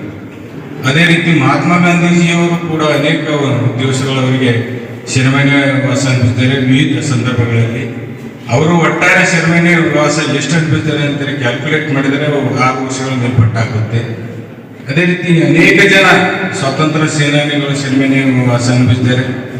ಆದರೆ ಇಂದಿನ ದಿನಮಾನಗಳಲ್ಲಿ ನಾನು ನೋಡ್ತಾ ಇದ್ದೇನೆ, ವಿಶೇಷವಾಗಿ ನೆಹರು ಮತ್ತು ಮಹಾತ್ಮ ಗಾಂಧಿಯವರ ಬಗ್ಗೆ ಅನೇಕ ಟ್ರೋಲ್ ಮಾಡ್ತಾರೆ. ಅವ್ರು ಏನು ಮಾಡಿದ್ದಾರೆ, ಅವ್ರು ಹೀಗೆ ಮಾಡಬೇಕಾಗಿತ್ತು, ಆದರೆ ಅವ್ರು ಹೀಗೆ ಮಾಡಿದ್ದಾರೆ ಅಂತ ಟ್ರೋಲ್ ಮಾಡ್ತಾರೆ. ನಿಜವಾಗಿ ಹೇಳ್ಬೇಕಂದರೆ 30-35 ವರ್ಷವರೆಗೆ ಸತತವಾಗಿ ಅವರು ದೇಶಕ್ಕಾಗಿ ಹೋರಾಟ ಮಾಡಿದ್ದಾರೆ, ತಮ್ಮ ಪ್ರಾಣ ಒತ್ತಿಟ್ಟಿದ್ದಾರೆ. ಆ ಸಂದರ್ಭದಲ್ಲಿ ಸೆರೆಮನೆ ವಾಸವಾಗಬಹುದಿತ್ತು ಅಥವಾ ಗಲ್ಲು ಶಿಕ್ಷೆ, ಇನ್ನಿತರ ಶಿಕ್ಷೆ ಕೂಡ ಕೊಡ್ಬೋದಿತ್ತು. ಅವರು ಬ್ರಿಟಿಷರು ಪ್ರಶ್ನಿಸುವವರು ಯಾರಿದ್ದರು? ಯಾರೂ ಇರಲಿಲ್ಲ. ಆದರೆ ಅಂಥ ಮಹನೀಯರ ಬಗ್ಗೆ ಬುದ್ಧಿವಂತರು ಸೋಷಿಯಲ್ ಮೀಡಿಯಾ ಇರ್ಬೋದು ಅಥವಾ ಅಧಿಕಾರದ ಉಚ್ಚ ಹುದ್ದೆಯಲ್ಲಿರ್ತಕ್ಕಂಥ ಜನರು ಕೂಡ ಟ್ರೋಲ್ ಮಾಡ್ತಾ ಇದ್ದಾರೆ. ನೆಹರು ಕೊಡುಗೆ ದೇಶಕ್ಕೆ ಏನು ಅಂತ ಈ ರೀತಿ ಟ್ರೋಲ್ ಮಾಡ್ತಾ ಇದ್ದಾರೆ. ನಾನು ಅವರಿಗೆ ಹೇಳಲು ಇಚ್ಛಿಸ್ತೇನೆ, ಸಂವಿಧಾನಾತ್ಮಕವಾಗಿ ಕರ್ತವ್ಯ, ಭಾರತೀಯ ನಾಗರಿಕರ ಕರ್ತವ್ಯ ಆರ್ಟಿಕಲ್ 51 ಏನೇನು ಹೇಳುತ್ತೆ, ಸ್ವಾತಂತ್ರ್ಯ ಸಂಗ್ರಾಮ ಮತ್ತು ಸ್ವಾತಂತ್ರ್ಯಕ್ಕಾಗಿ ತ್ಯಾಗ ಬಲಿದಾನ ಮಾಡಿರುವಂಥ ಮಹನೀಯರ ಬಗ್ಗೆ ಸ್ಮರಣೆ ಮಾಡಬೇಕು, ಗೌರವ ಕೊಡಬೇಕು. ಆದರೆ ನಾವು ನಮ್ಮ ಸಂವಿಧಾನಾತ್ಮಕ ಕರ್ತವ್ಯವನ್ನು ಮರೆತು ಅವ್ರಿಗೆ ಟ್ರೋಲ್ ಮಾಡ್ತಾ ಇದ್ದೀವಿ. ಇದು ತಪ್ಪು. ಇಂಥ ಘಟನೆಗಳು ಮುಂದೆ ಆಗಬಾರ್ದು ಎಂದು ನನ್ನ ವೈಯಕ್ತಿಕ ಇಚ್ಛೆ ಆಗಿದೆ. ಮತ್ತು ಸ್ವಾತಂತ್ರ್ಯ ನಮಗೆ 15 ಆಗಸ್ಟ್ 1947 ಸಿಕ್ಕಿರ್ಬೋದು. ಅದಕ್ಕೆ ವೇದಿಕೆ ಅದಕ್ಕಿಂತ ಮುಂಚೆ ಜುಲೈನಲ್ಲಿ ಸಿದ್ಧವಾಗಿತ್ತು. British parliament Indians independence act 1947 ಜಾರಿ ಮಾಡಿತು. ಆ ಕಾಯ್ದೆಯಂತೆ ಭಾರತದ ಅನೇಕ ಪ್ರಿನ್ಸ್ಲಿ ಸ್ಟೇಟ್ಗಳಿದ್ದವು, ರಾಜ್ಯದ ಸಂಸ್ಥಾನಗಳಿದ್ದವು. ಆ ಎಕ್ಟಡಿಯಲ್ಲಿ ನಿಂತು ಯಾರು ಪಾಕಿಸ್ತಾನಕ್ಕೆ ಸೇರ್ಬೋದು, ಯಾರು ಭಾರತ ಯೂನಿಯನ್ನಲ್ಲಿ ಸೇರ್ಬೋದು, ಅಥವಾ ಯಾರು ಇಂಡಿಪೆಂಡೆಂಟ್ ಆಗಿ ಇರ್ಬೋದು ಅಂತ ಆ ರೀತಿ ಇತ್ತು. ನಮಗೆ ಸ್ವಾತಂತ್ರ್ಯ 15 ಆಗಸ್ಟ್ 1947 ಸಿಕ್ಕಿದೆ. ಆದರೆ ನಮ್ಮ ಭಾಗದ ಇದು ಹೈದರಾಬಾದ್, ಕರ್ನಾಟಕ, ಬಳ್ಳಾರಿ, ಹೊಸಪೇಟೆ ಹೊರತುಪಡಿಸಿ ತೆಲಂಗಾಣ, ಈಗಿನ ತೆಲಂಗಾಣ ರಾಜ್ಯ ಮತ್ತು ಮರಾಠವಾಡ ಇವೆಲ್ಲವೂ ನಿಜವಾದ ಆಳ್ವಿಕೆಯಲ್ಲಿದ್ವು. ಈ ಸ್ವಾತಂತ್ರ್ಯ ನಂತರ ಎಲ್ಲ ಸಂಸ್ಥೆಗಳು ಕೆಲವು ಸಂಸ್ಥೆಗಳು ಪಾಕಿಸ್ತಾನದಲ್ಲಿ ವಿಲೀನ ಆದವು, ಕೆಲವು ಸಂಸ್ಥೆಗಳು ಭಾರತದಲ್ಲಿ ವಿಲೀನ ಆದವು. 3 ಸಂಸ್ಥಾನಗಳು ಆಗಲಿಲ್ಲ. ಒಂದು ಜುನಾಗಢ, ಒಂದು ಹೈದರಾಬಾದ್ ಸ್ಟೇಟ್, ಒಂದು ಜಮ್ಮು ಕಾಶ್ಮೀರ. ಜುನಾಗಢ ಸ್ಟೇಟ್ ಪಾಕಿಸ್ತಾನಕ್ಕೆ ಅವರು ಸೇರ್ಲಿಕ್ಕೆ ಇಚ್ಛೆ, ಅಲ್ಲಿ ನವಾಬ್ ಒಪ್ಕೊಂಡಿದ್ರು. ಆದರೆ ಅಲ್ಲಿ ಜನರು ವಿರೋಧಿಸಿದರು. ಆದ ಕಾರಣ ಮುಂದೆ ರೆಫರೆಂಡಮ್ ಆಯಿತು, ಜನಾಭಿಪ್ರಾಯ ಸಂಗ್ರಹ ಆಯಿತು. ಅದರಲ್ಲಿ ಹೆಚ್ಚಿನ ಸಂಖ್ಯೆ ಅಲ್ಲಿ ಇರ್ತಕ್ಕಂಥ ನಾಗರಿಕರು ಭಾರತದ ಸೇರ್ಲಿಕ್ಕೆ ಇಚ್ಛೆ ಪಟ್ಟರು. ಆಮೇಲೆ ಅದು ಭಾರತಕ್ಕೆ ಸೇರ್ಪಟ್ಟರು. ಅದು ಜಮ್ಮು ಕಾಶ್ಮೀರದಲ್ಲಿ ಕೂಡ ಅಲ್ಲಿ ಸ್ವತಂತ್ರವಾಗಿ ರಾಷ್ಟ್ರ ನಿರ್ಮಾಣ ಮಾಡಬೇಕಂತ ನೋಡಿದರು. ಅಲ್ಲಿದ್ದ ರಾಜರಂತ ಹರೀಶ್ ಸಿಂಗ್ ಇದ್ದರು. ಅವರು ಸ್ವತಂತ್ರವಾಗಿ ಉಳಿಯೋಣ, ಯಾವುದೇ ಭಾರತದಲ್ಲಿ ಸೇರೋದು ಬೇಡ, ಪಾಕಿಸ್ತಾನದಲ್ಲಿ ಸೇರೋದು ಬೇಡ ಅಂತ ನಿರ್ಣಯ ಕೈಗೊಂಡರು. ಆದರೆ ಸ್ವತಂತ್ರ ಆದ ನಂತರ ಅನೇಕ ನುಸುಳುಕೋರರು ಜಮ್ಮು ಕಾಶ್ಮೀರದಲ್ಲಿ ಬಂದರು, ದಂಗೆ ಎದ್ದರು. ಅದನ್ನು ತಡಲಿಕ್ಕೆ ಆಗಲಿಲ್ಲ. ಆ ನಂತರ ಭಾರತ ಸರ್ಕಾರ ಸಹಾಯ ಕೇಳಿದರು. ಆ ಸಂದರ್ಭದಲ್ಲಿ ಭಾರತ ಸರ್ಕಾರದ ಅಂದಿನ ಗೃಹ ಮಂತ್ರಿ ಆದಂಥ ಸರ್ದಾರ್ ವಲ್ಲಭಾಯ್ ಪಟೇಲ್ ಅವರು, ನೀವು ಭಾರತಕ್ಕೆ ಸೇರಿದರೆ ಮಾತ್ರ ಸೈನ್ಯ ಸಹಕಾರ ಕೊಡ್ತೀವಿ ಅಂತ ಹೇಳಿದರು. ಅದು ಒಪ್ಕೊಂಡ್ರು, ಸೈನ್ಯ ಸಹಕಾರ ಕೊಟ್ಟರು. ಅದು ಜಮ್ಮು ಕಾಶ್ಮೀರ ಭಾರತದಲ್ಲಿ ಉಳಿಯೋಂಗಾಯಿತು. ಇದು ಹೈದರಾಬಾದ್ ಸ್ಟೇಟ್ ಕಥೆಯೂ ಕೂಡ ಅದೇ. ಇಲ್ಲಿನ ನಿಜಾಮ, ನಾನು ಕೂಡ ಸ್ವತಂತ್ರ ರಾಷ್ಟ್ರವಾಗಿ ಉಳ್ಕೋತೀನಿ, ಭಾರತದಲ್ಲಿ ಸೇರೋದಲ್ಲ, ಪಾಕಿಸ್ತಾನ ಸೇರೋದಲ್ಲ ಎಂಬ ನಿರ್ಣಯ ಕೈಗೊಂಡರು. ಆ ಸಂದರ್ಭ ಅನೇಕ ದಂಗೆಗಳಾದವು. ರಜಾಕಾರ್ ಮೂವ್ಮೆಂಟ್ ಆಯಿತು. ಇದರಲ್ಲಿ ಅನೇಕ ಜನ ತಮ್ಮ ಪ್ರಾಣ ಕೊಟ್ಟರು. ಆ ಅಂತಿಮವಾಗಿ ಸರ್ದಾರ್ ವಲ್ಲಭಾಯ್ ಪಟೇಲ್ ಅವರ ಆಪರೇಷನ್ ಪೋಲೋ ಮುಖಾಂತರ ಪುನಃ ಈ ಹೈದರಾಬಾದ್ ರಾಜ್ಯ ಈ ಭಾರತ ದೇಶಕ್ಕೆ ಸೇರುವಂಗಾಯಿತು. ಈ ರೀತಿಯಾಗಿ ನಾವು ಸ್ವಾತಂತ್ರ್ಯ ತುಂಬ ಕಷ್ಟದಿಂದ ಪಡೆದಿದ್ದೇವೆ ಮತ್ತು ಅದನ್ನು ಉಳಿಸಿಕೊಳ್ಳುವ ಒಂದು ಜವಾಬ್ದಾರಿ ಕೂಡ ನಮ್ಮ ಮೇಲೆ ಇದೆ. ನಿಜವಾಗಿ ಹೇಳಬೇಕಾದರೆ ಭೌತಿಕವಾಗಿ ನಮಗೆ ಸ್ವಾತಂತ್ರ್ಯ 15 ಆಗಸ್ಟ್ 1947 ಸಿಕ್ಕಿದೆ. ಆದರೆ ಸಾಂಸ್ಕೃತಿಕ, ಆರ್ಥಿಕ, ಸಾಮಾಜಿಕವಾಗಿ ನಮಗೆ ಸ್ವಾತಂತ್ರ್ಯ ಸಿಕ್ಕಿದ್ದು ಯಾವಾಗ ನಾವು ಸಂವಿಧಾನ ಅಳವಡಿಸಿಕೊಂಡೇವೆ ಅವಾಗೇ ನಮಗೆ ನಿಜವಾದ ಸ್ವಾತಂತ್ರ್ಯ ಸಿಕ್ಕಿದೆ ಅಂತ ನನ್ನ ಅನುಭವ, ಒಂದು ಅನಿಸಿಕೆ. ಯಾಕೆಂದರೆ ಸ್ವಾತಂತ್ರ್ಯ ಪೂರ್ವದಲ್ಲಿ ಚತುರ್ವರ್ಣ ನಾವು ಪಾಲನೆ ಮಾಡ್ತಾ ಇದ್ದೀವಿ.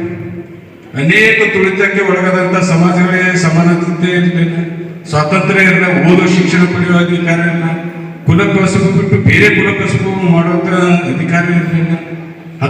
ಯಾವಾಗ ನಾವು ಸಂವಿಧಾನ ಡಾಕ್ಟರ್ BR ಅಂಬೇಡ್ಕರ್ ಅವರು ಕೊಟ್ಟಂತ ಒಂದು ಸಂವಿಧಾನ ಮುಖಾಂತರವಾಗಿ ನಾವು ಎಲ್ಲ ಭಾರತೀಯ ನಾಗರಿಕರು ಭೌತಿಕವಾಗಿ 15 ಆಗಸ್ಟ್ 1947 ಸ್ವಾತಂತ್ರ್ಯ ಪಡೆದಿದ್ದೇವೆ.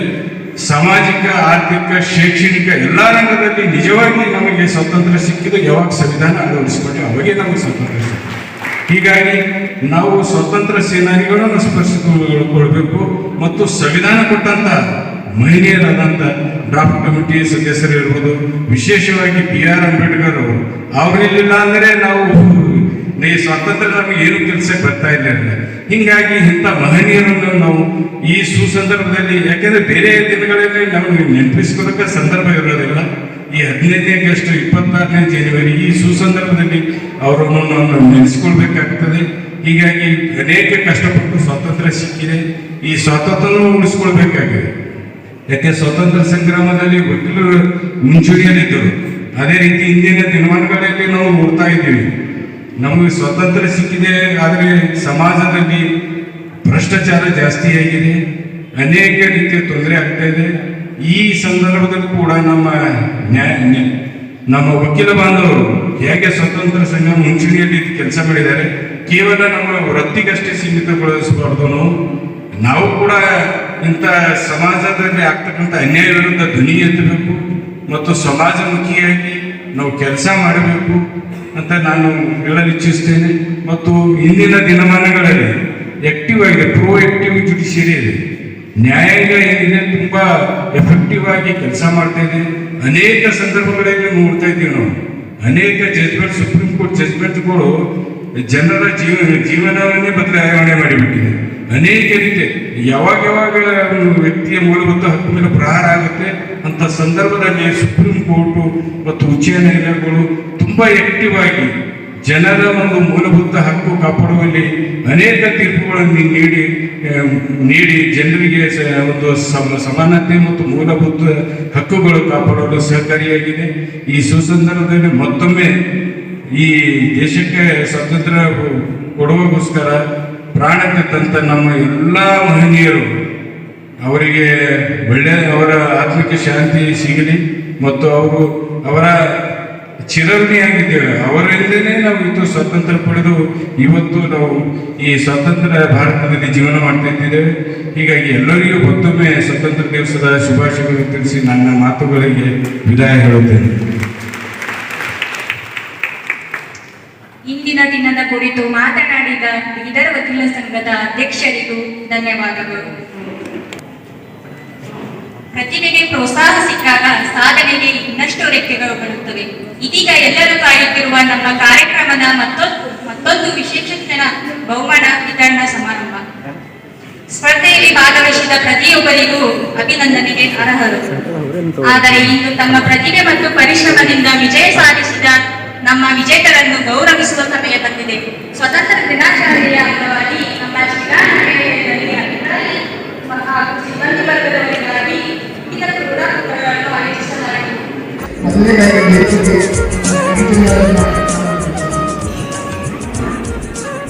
ಮೊದಲನೇ ಆಟ ಈ ಮಟ್ಟಿಗೆ ಹೆಣ್ಣೊಬ್ಬ ದಿವಸ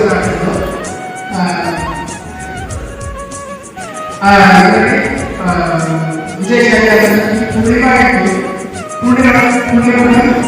ಒಬ್ಬೊಬ್ಬರ ಬೇಗ ಬರಬೇಕು. ಸಮಯ ಲಕ್ಷ್ಮಿ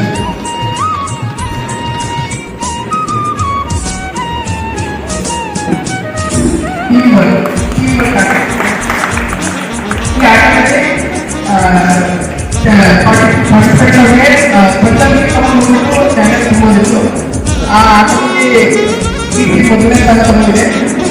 ತುಂಬಾ ಕಷ್ಟಪಟ್ಟು ಓಡಿದ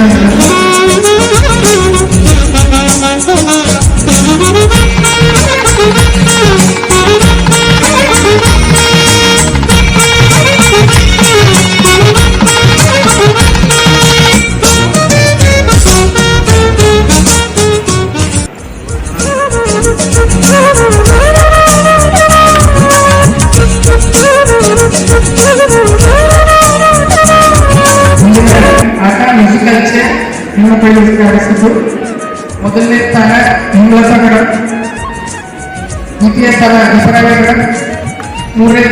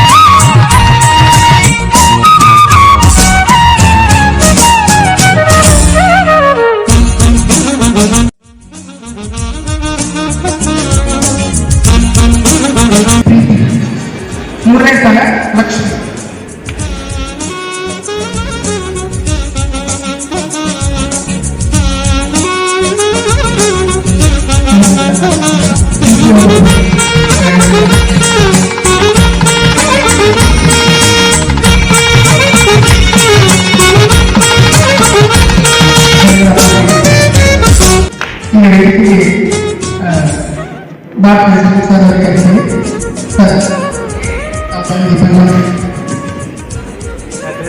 ಆಟ ಆಡ್ತೀವಿ. ಅದರಲ್ಲಿ ನಾವು ಕೊಡಲು ಕಟ್ಟಿದ್ದು ಕಣ್ಣಿಗೆ ಬಟ್ಟೆ ಕಟ್ಕೊಂಡು ಹೋಗಿ ಅದರಲ್ಲಿ ಪುರುಷರಲ್ಲಿ ಮೊದಲನೇ ಸ್ಥಾನ ಹೆಚ್ಚಿ 2ನೇ ಸ್ಥಾನ ಸುನಿ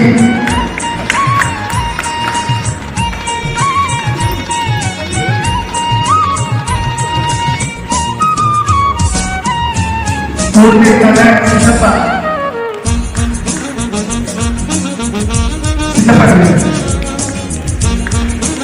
आप समझिए तो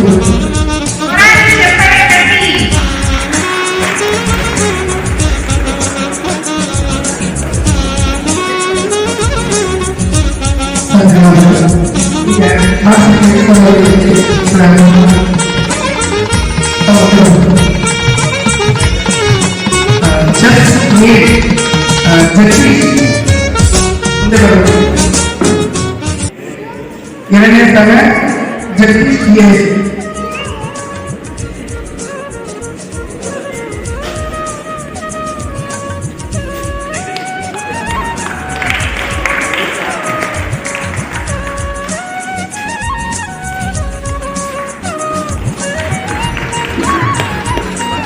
ನೆಕ್ಸ್ಟ್ ಬ್ಯಾಡ್ಮಿಂಟನ್ ಮಹಿಳೆಯರಿಗಾಗಿ ಆಡಿದ್ದು ಮೊದಲನೇ ಸ್ಥಾನ ಶ್ವೇತಾ ಸಂಜೆ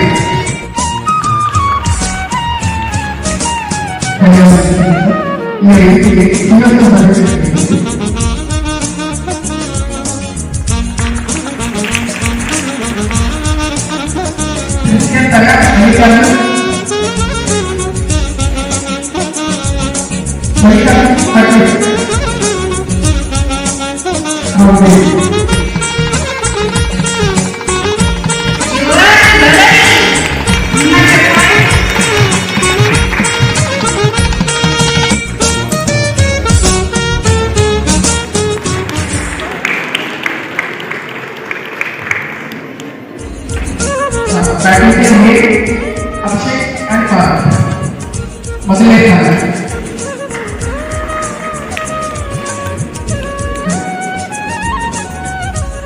ಅಭಿಷೇಕ್ ಎನ್ ಪಾರ್ಥ ಅಭಿಷೇಕ್ ಅವರು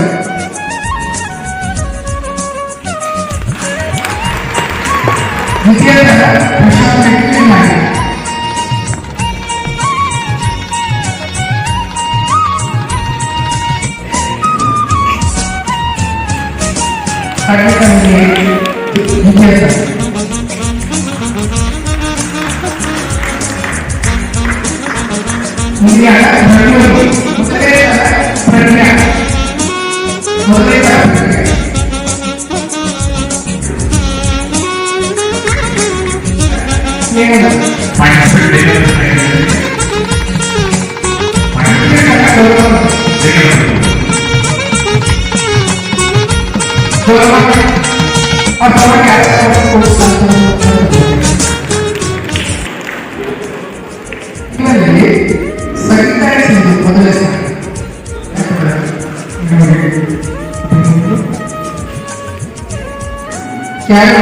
ಮೊದಲನೇ ಸ್ಥಾನ ಸಂಗೀತ ಸಿಂಧು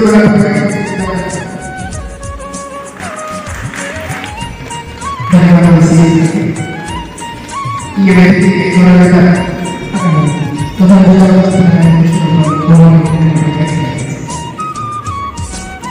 ಮೊದಲನೇ ಜಡ್ಜಿಗೋಸ್ಕರ ಮೊದಲನೇ ಬಹುಮಾನ ಪ್ರಕಾಶ್ ಮತ್ತು ರಾಘವೇಂದ್ರ ಮೊದಲನೇ ಸ್ಥಾನ ಪಡೆದಿದ್ದಾರೆ.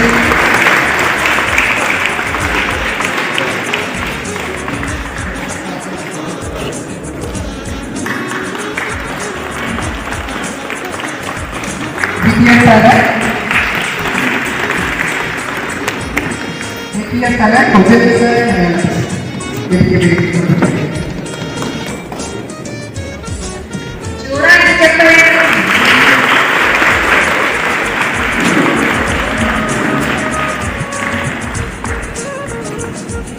ಬ್ಯಾಡ್ಮಿಂಟನ್ ಆಟ ಮೊದಲನೇ ಸ್ಥಾನ ಪ್ರಕಾಶ್ ಮತ್ತು ರಾಘವೇಂದ್ರ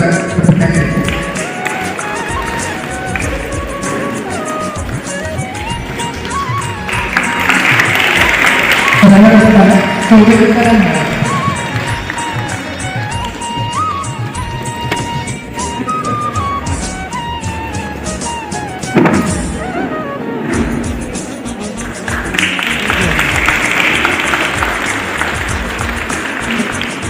ನೆಕ್ಸ್ಟ್ ಈ ವಾರ ಮೇಗೋಸ್ಕರ ಆಗ್ತದಾಗ ಶಾಸ್ತ್ರೆ ಮೊದಲೇ ಜಯಶಂಕರದಿಂದ ಮೊದಲನೇ ಪದ ಅಭಿಷೇಕ್, ಅಂಕುಶ್, ಅಮಿತ್, ಜಗದೀಶ್, ಈರಪ್ಪ, ನಿಖಿಲ್, ಪ್ರಕಾಶ್ ದೇವಿ, ಪ್ರದೀಪ್, ಪ್ರಸಾದ್ ರೆಡ್ಡಿ, ದೇವಿ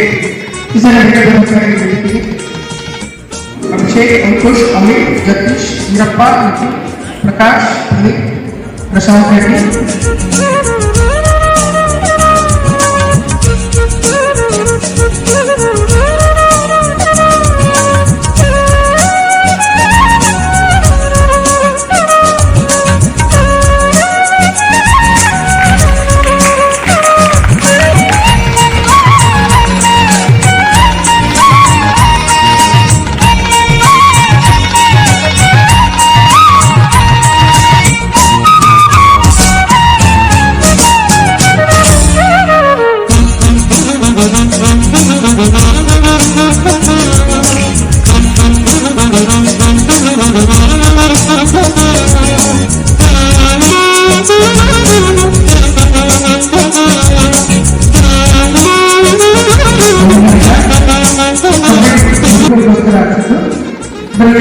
ಎರಡು ಟಿಕೆಟ್ಗಳು 3 ದಿನಗಳು ಅದರಲ್ಲಿ ಉಪಸ್ಥಿತಿಯಾಗಿದ್ದೀವಿ.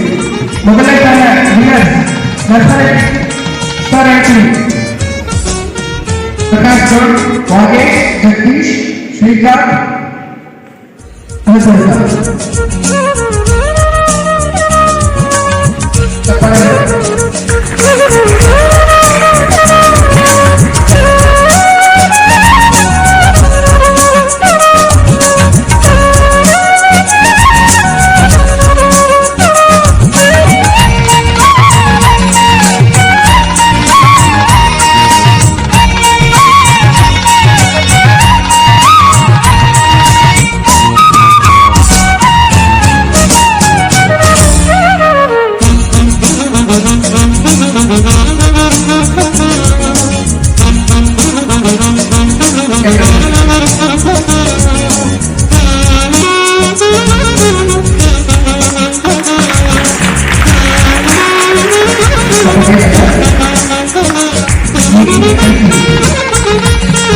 निखिल, प्रशांत रेड्डी, अंकुश, अमित, ज्ञानेश्वर, हुसैन,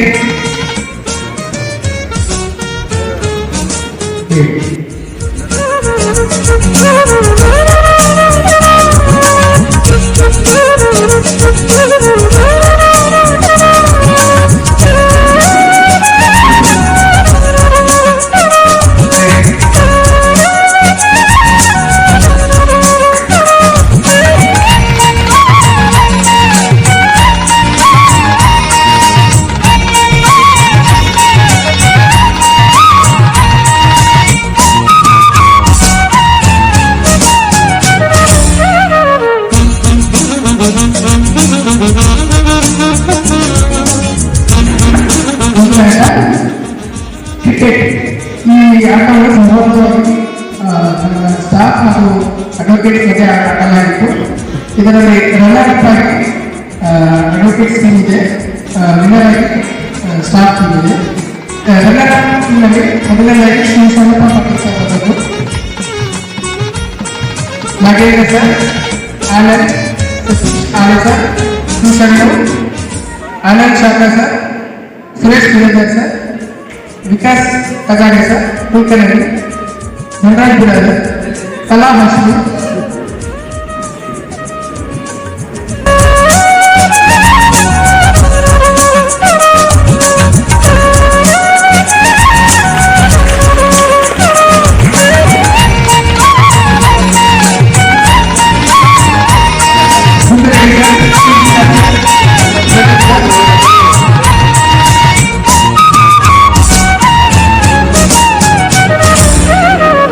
Yo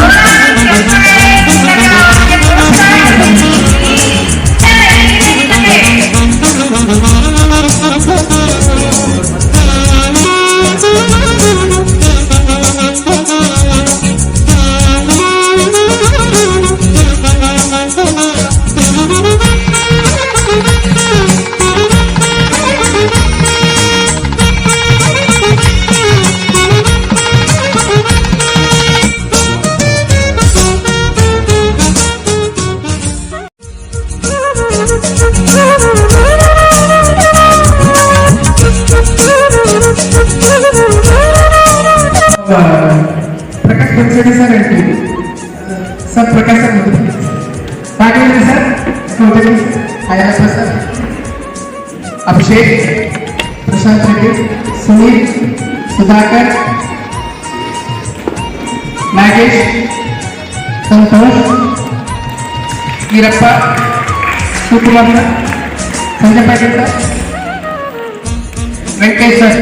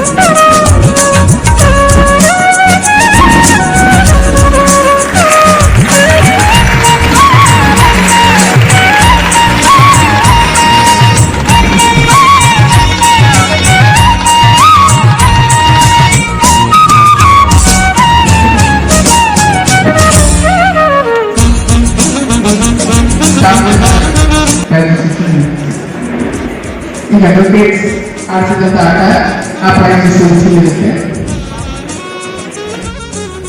ಲೆಮನ್ ಆಟವನ್ನು ಆಡ್ತಿದ್ದಾರೆ ಅದರಲ್ಲಿ ಮೊದಲನೇ ಸ್ಥಾನ ಪಡೆದಂಥವರು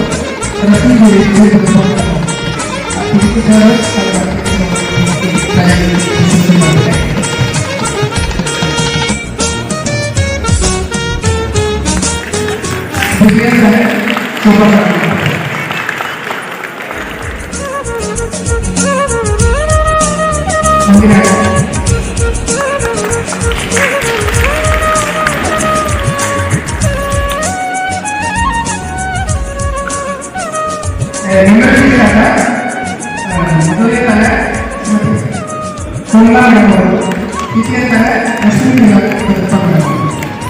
ನಿಮಗೆ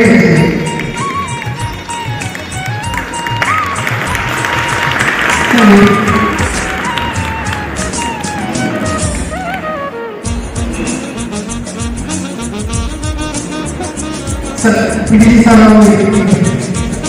ಮುಂದಿನ ಆಟ ರಶ್ಮಿ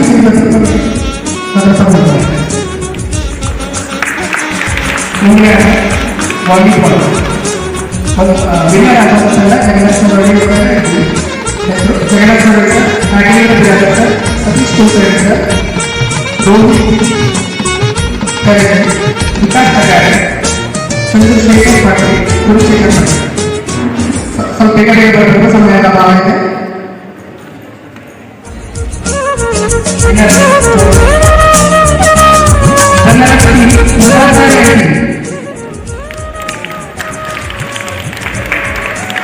ರಂಗನಾಥ್ ಸರ್ ಬೇಗ ಮುಂದೆ ಬರಬೇಕಾಗ್ತದೆ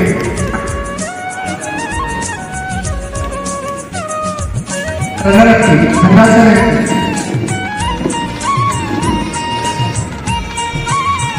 ಮುಂದಿನ ರೆಡಿ ಇರಬೇಕು ಮೊದಲನೇ ಸ್ಥಾನ ರಕ್ಷಿತ್ ವಿನ್ಯಾಸ ಚೆಸ್ ರಕ್ಷಿತ್ ವಿನ್ಯಾಸ ಮೊದಲನೇ ಸ್ಥಾನ ದ್ವಿತೀಯ ಸ್ಥಾನ ರಮೇಶ್ ಕುಲಕರ್ಣಿ ನೆಲಗಿ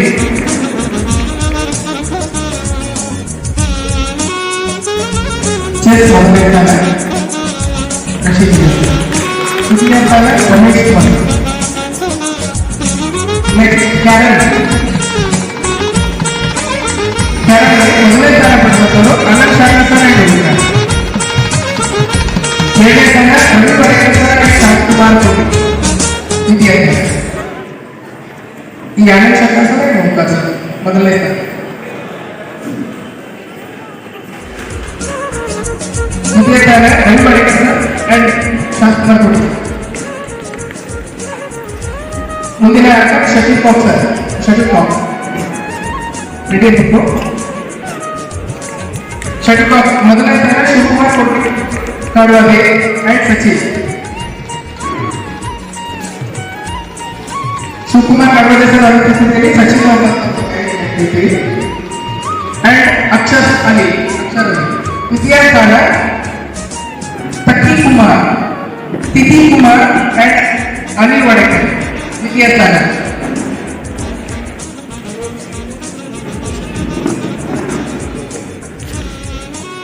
ಸುಶೀಲ ಮೇಡಮ್ ಅವರು ಹೇಮಲತಾ ಮೇಡಮ್ ಅವ್ರ ಟೀಮ್ ಹೇಮಲತಾ ಮೇಡಮ್ ಬರಬೇಕು ಫಾಸ್ಟ್ ಆಗಿ. ಮತ್ತೆ ರನ್ನರ್ ನೆಕ್ಸ್ಟ್ ಚಂದ್ರಕಲಾ ಮೇಡಮ್ ಅವರು ಬರಬೇಕು. ಟೀಮ್ ಇಲ್ಲ ಅವರು ಬಂದ್ರೆ ಸಾಕು. ಸೆಕೆಂಡ್ ಚಂದ್ರಕಲಾ ಮೇಡಮ್ ಅವರು.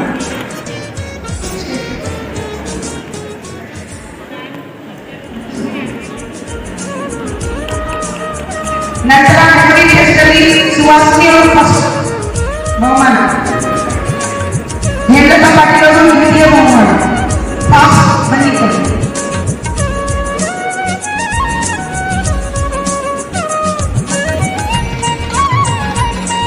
ನಂತರ ಮ್ಯೂಸಿಕಲ್ ಚೇರಲ್ಲಿ ಹೇಮಲತಾ ಪಾಟೀಲ್ ಅವರು ಫಸ್ಟ್ ಬಹುಮಾನ. ಮ್ಯೂಸಿಕಲ್ ಚೇರ್ ಕ್ಲಾಸ್ ಮಾಡಿದ್ದಾರೆ. ಚಂದ್ರಕಲಾ ಪಾಟೀಲ್ ಸೆಕೆಂಡ್. ಫಾಸ್ಟ್ ಜರ್ಸಲಿ ವಿಜ್ಞಾನ Gaurav first madam.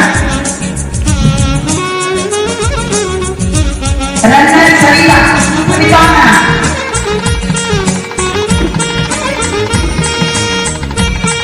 Lemon school ಅಲ್ಲಿ ಚಂದ್ರಕಲಾ ಮೇಡಮ್ ನಿಂತಿದೆ.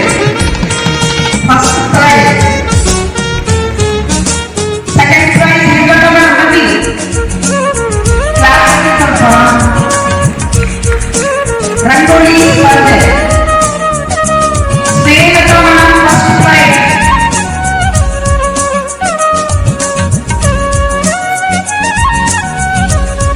Snehalata madam first prize rangoli ಸ್ಪರ್ಧೆ.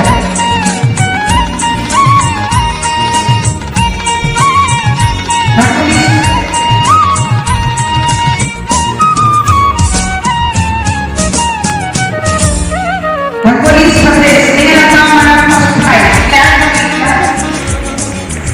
Second prize Gaurav. ಬಲೂನ್ ಚಂಡಿಗಲ್ಲಿ ರುಚ್ ಮೇಡಮ್ ಅವರು ಡಿಎಲ್ಎಸ್ಎ ಫಸ್ಟ್ ಪ್ರೈಸ್. ನೆಕ್ಸ್ಟ್ ಇದೆ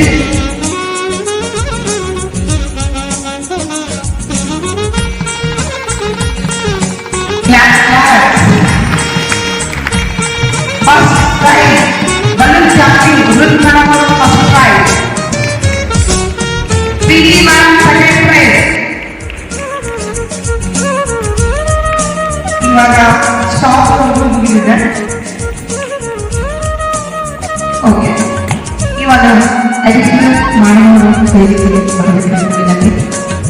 ಅಡ್ವೊಕೇಟ್ಸ್ ಅವರಲ್ಲಿ prize balloon party first prize Hemalatha madam team ಬಂದಿದೆ. ನೆಕ್ಸ್ಟ್ ಪ್ರೋಗ್ರಾಮ್ ಅವರು ಬೆಳೆಯಬೇಕು. ಫಸ್ಟ್ ಹುಡುಗರು ಬನ್ನಿ. ಹೇಮಲತಾ ಮೇಡಮ್ ಅದರ್ಸ್ 9 ಮೆಂಬರ್ಸ್ ಇದ್ದಾರೆ. ಯಾರ್ಯಾರು ಬರ್ತೀವಿ ಇಟ್ಕೊಂಡು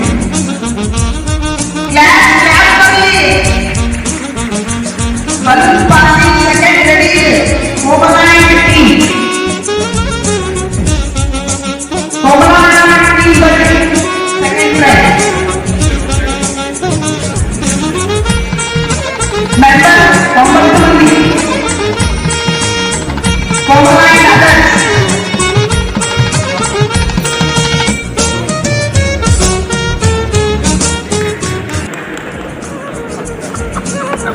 next prize memory test TT basket first price.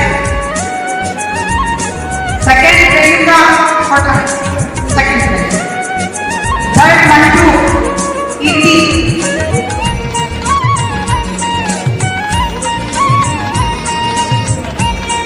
ಇಟಿ first prize. ಚಪ್ಪಾಳೆ ಬರಲಿ. ಸೆಕೆಂಡ್ ಪ್ರೈಸ್ ರೇಣುಕಾ ಕೊಟ್ಟಾರೆ. ಥರ್ಡ್ ಪ್ರೈಸ್ ಮಂಜು.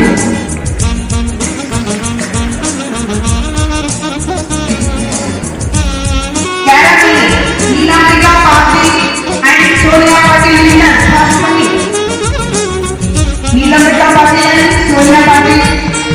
ವಿನ್ನರ್ ರಂಜನಿ ಶಿವಿಲಾ ಕೋಡ್ಗೆ ಜಯಂತಿ ಪಾಟೀಲ್. ಜಯಂತಿ ಪಾಟೀಲ್ ಮೇಡಮ್ ಅವ್ರ ಕಡೆಯಿಂದ ಚೇತನಾ ಪಾಟೀಲ್ ಬರಬೇಕು.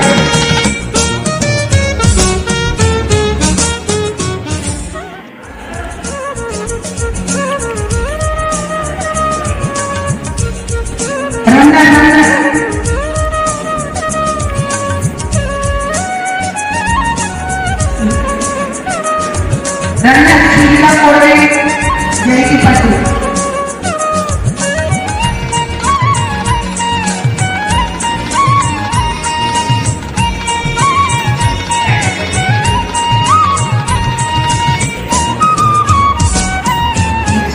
lemon spoon Shilpa Patil first prize. Next Jayanti Patil second prize. Sushma third. Jayanti Patil Sushma Patil ಕಡೆಯಿಂದ ಯಾರಾದರೂ ಬರಬೇಕು. ಶಿಲ್ಪಾ ತಗೋ.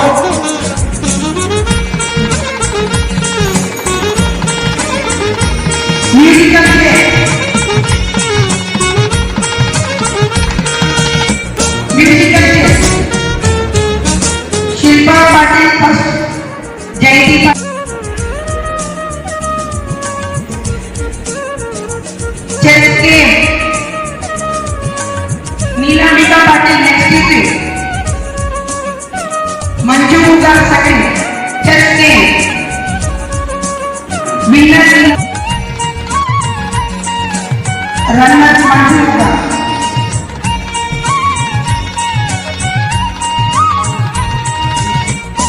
ಶಟಲ್ ಕಾಕ್ ಅಲ್ಲಿ next shuttle cock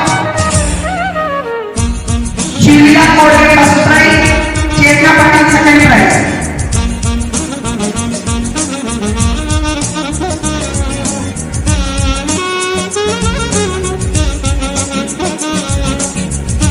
Inventor Priya and Sushma. Priya first prize, Sushma second prize.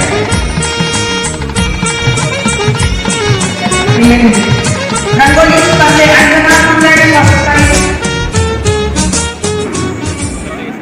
Sudharani second prize. First prize Anjana Kundari. Sudharani second prize. Rangoli Kabaddi team ready. Last time is last one. Last game.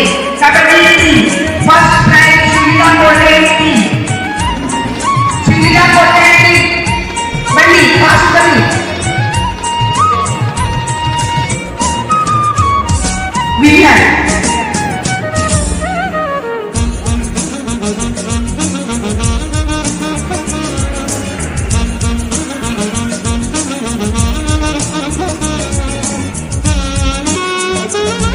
Second prize Manju Aunty, Kabaddi team, Manju Aunty.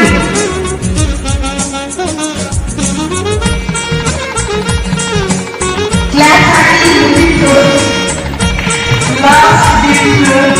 ಎಲ್ಲರೂ ಶಿಶುವಾಗಿ ತಮ್ಮ ಗಿಫ್ಟನ್ನು ಸ್ವೀಕರಿಸಿದ್ದಕ್ಕೆ ತಮ್ಮೆಲ್ಲರಿಗೂ ಧನ್ಯವಾದ. ಇಲ್ಲಿಗೆ ಗಿಫ್ಟಿನ ಇದು ಮುಗಿತು. Doctor Deepa madam ಒಂದು dance ಮಾಡ್ತಾರೆ, ಎಲ್ಲರೂ ನೋಡಬೇಕಾಗಿ ನಾನು.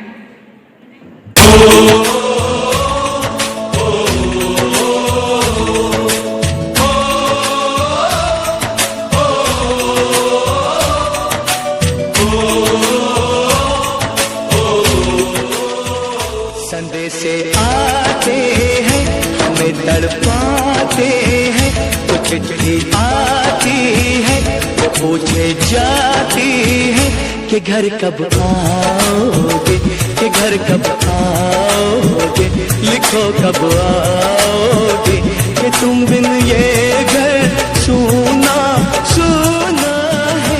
संदेश आते हैं हमें तड़पाते हैं, जो चिट्ठी आती है वो पूछे जाती है कि घर कब आओगे, कि घर कब आओगे, लिखो कब आओगे, कि तुम बिन ये घर सुना सुना है।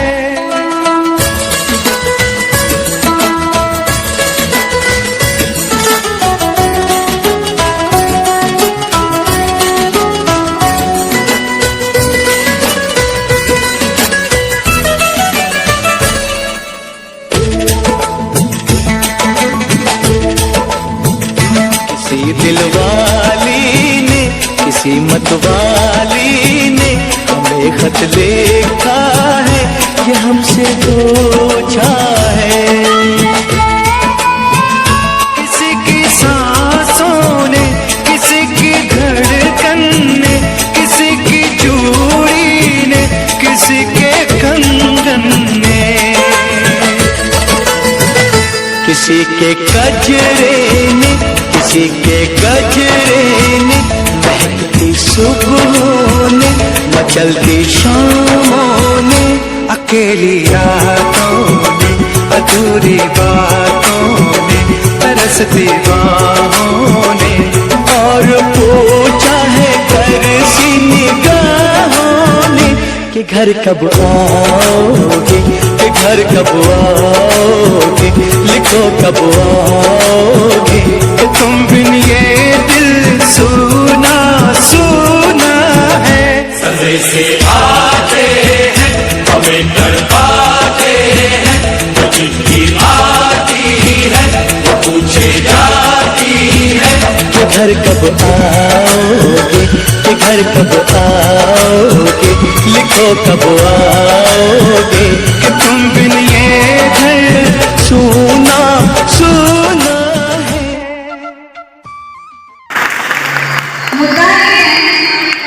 ಮುದ್ದಾದ ಬಂಧುಗೆ ಜೋರಾದ ಚಪ್ಪಾಳೆ ತಟ್ಟಲಿ. ನಮ್ಮಲ್ಲಿ ಸುಭಾಷ್ ಶಿಕ್ಷಕ ಈ ಒಂದು ಕಾರ್ಯಕ್ರಮಕ್ಕೆ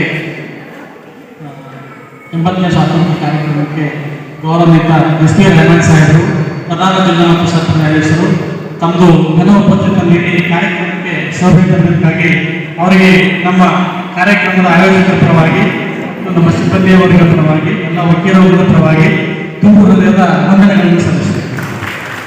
ಅದೇ ರೀತಿ ಇನ್ನೋರ್ವ ಅತಿಥಿಯಾಗಿ ಬಂದಂಥ ಶ್ರೀಮತಿ ಬಿ.ಕೆ. ಗೋಪಾಲ ಮೇಡಮು ಹೆಚ್ಚುವರಿ ಜಿಲ್ಲಾ ಮತ್ತು ಸತ್ರ ನ್ಯಾಯಾಧೀಶರು ತಮ್ಮ ಘನೋಪಚಾರ ನೀಡಿ ಈ ಕಾರ್ಯಕ್ರಮಕ್ಕೆ ಶೋಭೆಯಾಗಿದ್ದಕ್ಕೆ ಈ ಕಾರ್ಯಕ್ರಮದ ಆಯೋಜಕರ ಪರವಾಗಿ ನನ್ನ ಪರವಾಗಿ ಮತ್ತು ಎಲ್ಲ ವಕೀಲ ಬಂಧುವರ ಪರವಾಗಿ ತುಂಬು ಹೃದಯದ ಧನ್ಯವಾದಗಳು ಅರ್ಪಿಸುತ್ತೇನೆ. ಅದೇ ರೀತಿಯಾಗಿ ಇನ್ನೋರ್ವ ಅತಿಥಿಗಳು ನಮ್ಮ ಜಿಲ್ಲಾ ವಕೀಲರ ಸಂಘದ ಅಧ್ಯಕ್ಷರು ಶ್ರೀಯುತ ಸಂಜಯ್ ಭಟ್ಪತಿ ಸರ್ ತಮ್ಮ ಘನೋಪಚಾರ ನೀಡಿದ್ದಕ್ಕಾಗಿ ಅವರಿಗೆ ನಮ್ಮ ಕಾರ್ಯಕ್ರಮದ ಆಯೋಜಕರ ಪರವಾಗಿ ನನ್ನ ಪರವಾಗಿ ವಕೀಲ ವೃಂದದ ಪರವಾಗಿ ಎಲ್ಲ ಸಿಬ್ಬಂದಿ ವರ್ಗದ ಪರವಾಗಿ ತುಂಬು ಹೃದಯದ ಧನ್ಯವಾದಗಳು. ಅದೇ ರೀತಿಯಾಗಿ ಕಾರ್ಯದರ್ಶಿಗಳು ಜಿಲ್ಲಾ ವಕೀಲರ ಸಂಘದ ಅಧ್ಯಕ್ಷರು ಜಿಲ್ಲಾ ವಕೀಲರ ಕಾರ್ಯದರ್ಶಿಗಳು ಪ್ರಧಾನ ಕಾರ್ಯದರ್ಶಿಗಳು ತಮ್ಮ ಘನೋಪಚಾರ ನೀಡಿ ಈ ಕಾರ್ಯಕ್ರಮಕ್ಕೆ ಶೋಭೆ ತರಲಿಕ್ಕಾಗಿ ನಮ್ಮ ಕಾರ್ಯಕ್ರಮದ ಆಯೋಜಕರ ಪರವಾಗಿ ಸಿಬ್ಬಂದಿ ವರ್ಗದ ಪರವಾಗಿ ವಕೀಲರ ಪರವಾಗಿ ಇತರ ಎಲ್ಲ ಸಹಕಾರ ನೀಡಿದ ಪರವಾಗಿ ಅವರಿಗೆ ತುಂಬು ಹೃದಯದ ವಂದನೆಗಳನ್ನು ಸಲ್ಲಿಸ್ತೇವೆ.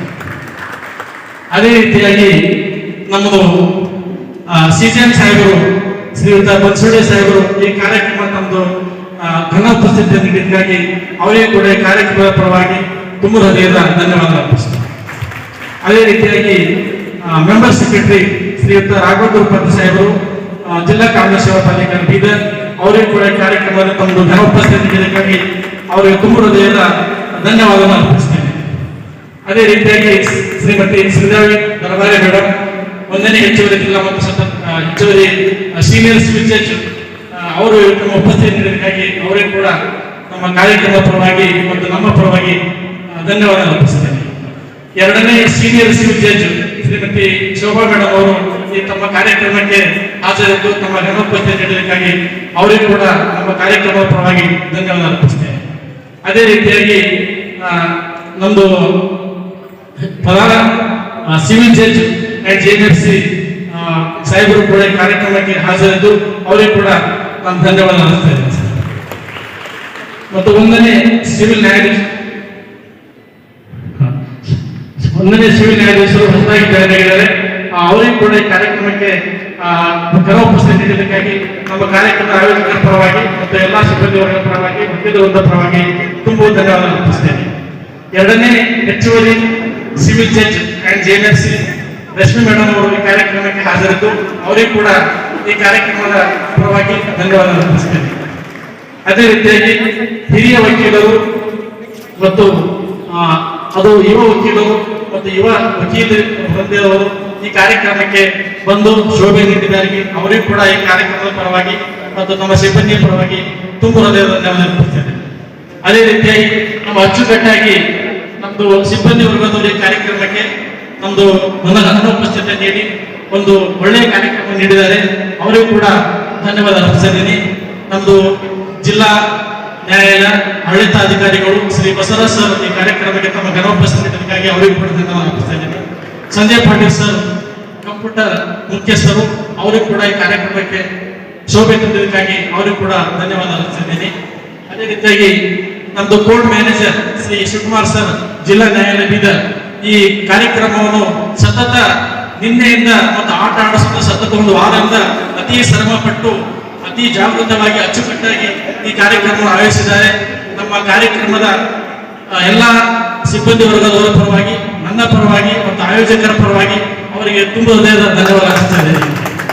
ಅದೇ ರೀತಿ ಈ ಕಾರ್ಯಕ್ರಮದ ಎಲ್ಲ ಜಿಲ್ಲಾ ನ್ಯಾಯಾಲಯದ ಶಿರಸ್ತರರು ಮತ್ತು ಪ್ರಧಾನ ಹಿರಿಯ civil judge and CJM court ಶಿರಸ್ದಾರರು, ಸಿಎಂ ಅವರು ಮತ್ತು principal civil judge and first additional, second additional and family courts ಎಲ್ಲ ಶಿರಸ್ದಾರರು, ಸಿಬ್ಬಂದಿ ವರ್ಗದವರು ಈ ಕಾರ್ಯಕ್ರಮಕ್ಕೆ ತಮ್ಮ ಉಪಸ್ಥಿತಿಯನ್ನು ನೀಡಿ ಶೋಭೆ ತಂದಿದ್ದಕ್ಕಾಗಿ ಅವರಿಗೂ ಕೂಡ ಈ ನಮ್ಮ ಕಾರ್ಯಕ್ರಮದ ಆಯೋಜಕರ ಪರವಾಗಿ, ನನ್ನ ಪರವಾಗಿ, ಎಲ್ಲರ ಪರವಾಗಿ ತುಂಬ ಹೃದಯದ ಧನ್ಯವಾದ ಅರ್ಪಿಸ್ತಾ ಇದ್ದೀನಿ.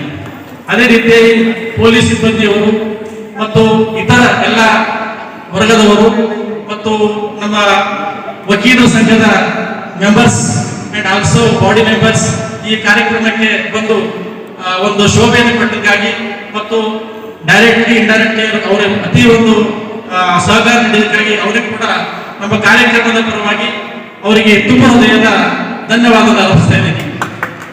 ಮತ್ತು ವಿಶೇಷವಾಗಿ ನಮ್ಮ ನ್ಯಾಯಾಲಯದ ಸಿಬ್ಬಂದಿ ವರ್ಗದವರು, ಅಟೆಂಡರ್ಸ್, ಪ್ಯೂನ್ಸ್, ಪ್ರೊಸೆಸರ್, ಬೇಬಿಸ್, they are organizing beautiful functions with regard to bringing of tables and chairs and neatly they place the stairs for the function of this, and especially thanks to the attendants and peons and bailiffs for these functions.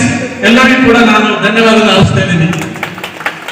ಮತ್ತು ಅದೇ ರೀತಿಯಾಗಿ ಇತರ ಎಲ್ಲರಿಗೂ, ಮಾಧ್ಯಮ ಮಿತ್ರರಿಗೂ ಮತ್ತು flag hoisting ಒಂದು ಉಪಸ್ಥಿತರಿದ್ದ ಎಲ್ಲ ವರ್ಗದವರಿಗೂ ಕೂಡ ಧನ್ಯವಾದ ಅರ್ಪಿಸ್ತಾ ಇದ್ದೀನಿ. ಮತ್ತು ನಮ್ಮ ಶ್ವೇತಾ ಮೇಡಮ್ ಅವರು ಒಳ್ಳೆ ರೀತಿಯಿಂದ ಆಂಕರ್ ಮಾಡಿದ್ದಾರೆ ಮತ್ತು ಪೂಜಾ ಪ್ರಾರ್ಥನೆ ಗೀತೆ ಹಾಡಿದ್ದಾರೆ, ಅವರಿಗೂ ಕೂಡ ಧನ್ಯವಾದ ಅರ್ಪಿಸ್ತಾ ಇದ್ದೀನಿ. ಇವಾಗ ಧನ್ಯವಾದ ಕಾರ್ಯಕ್ರಮಕ್ಕೆ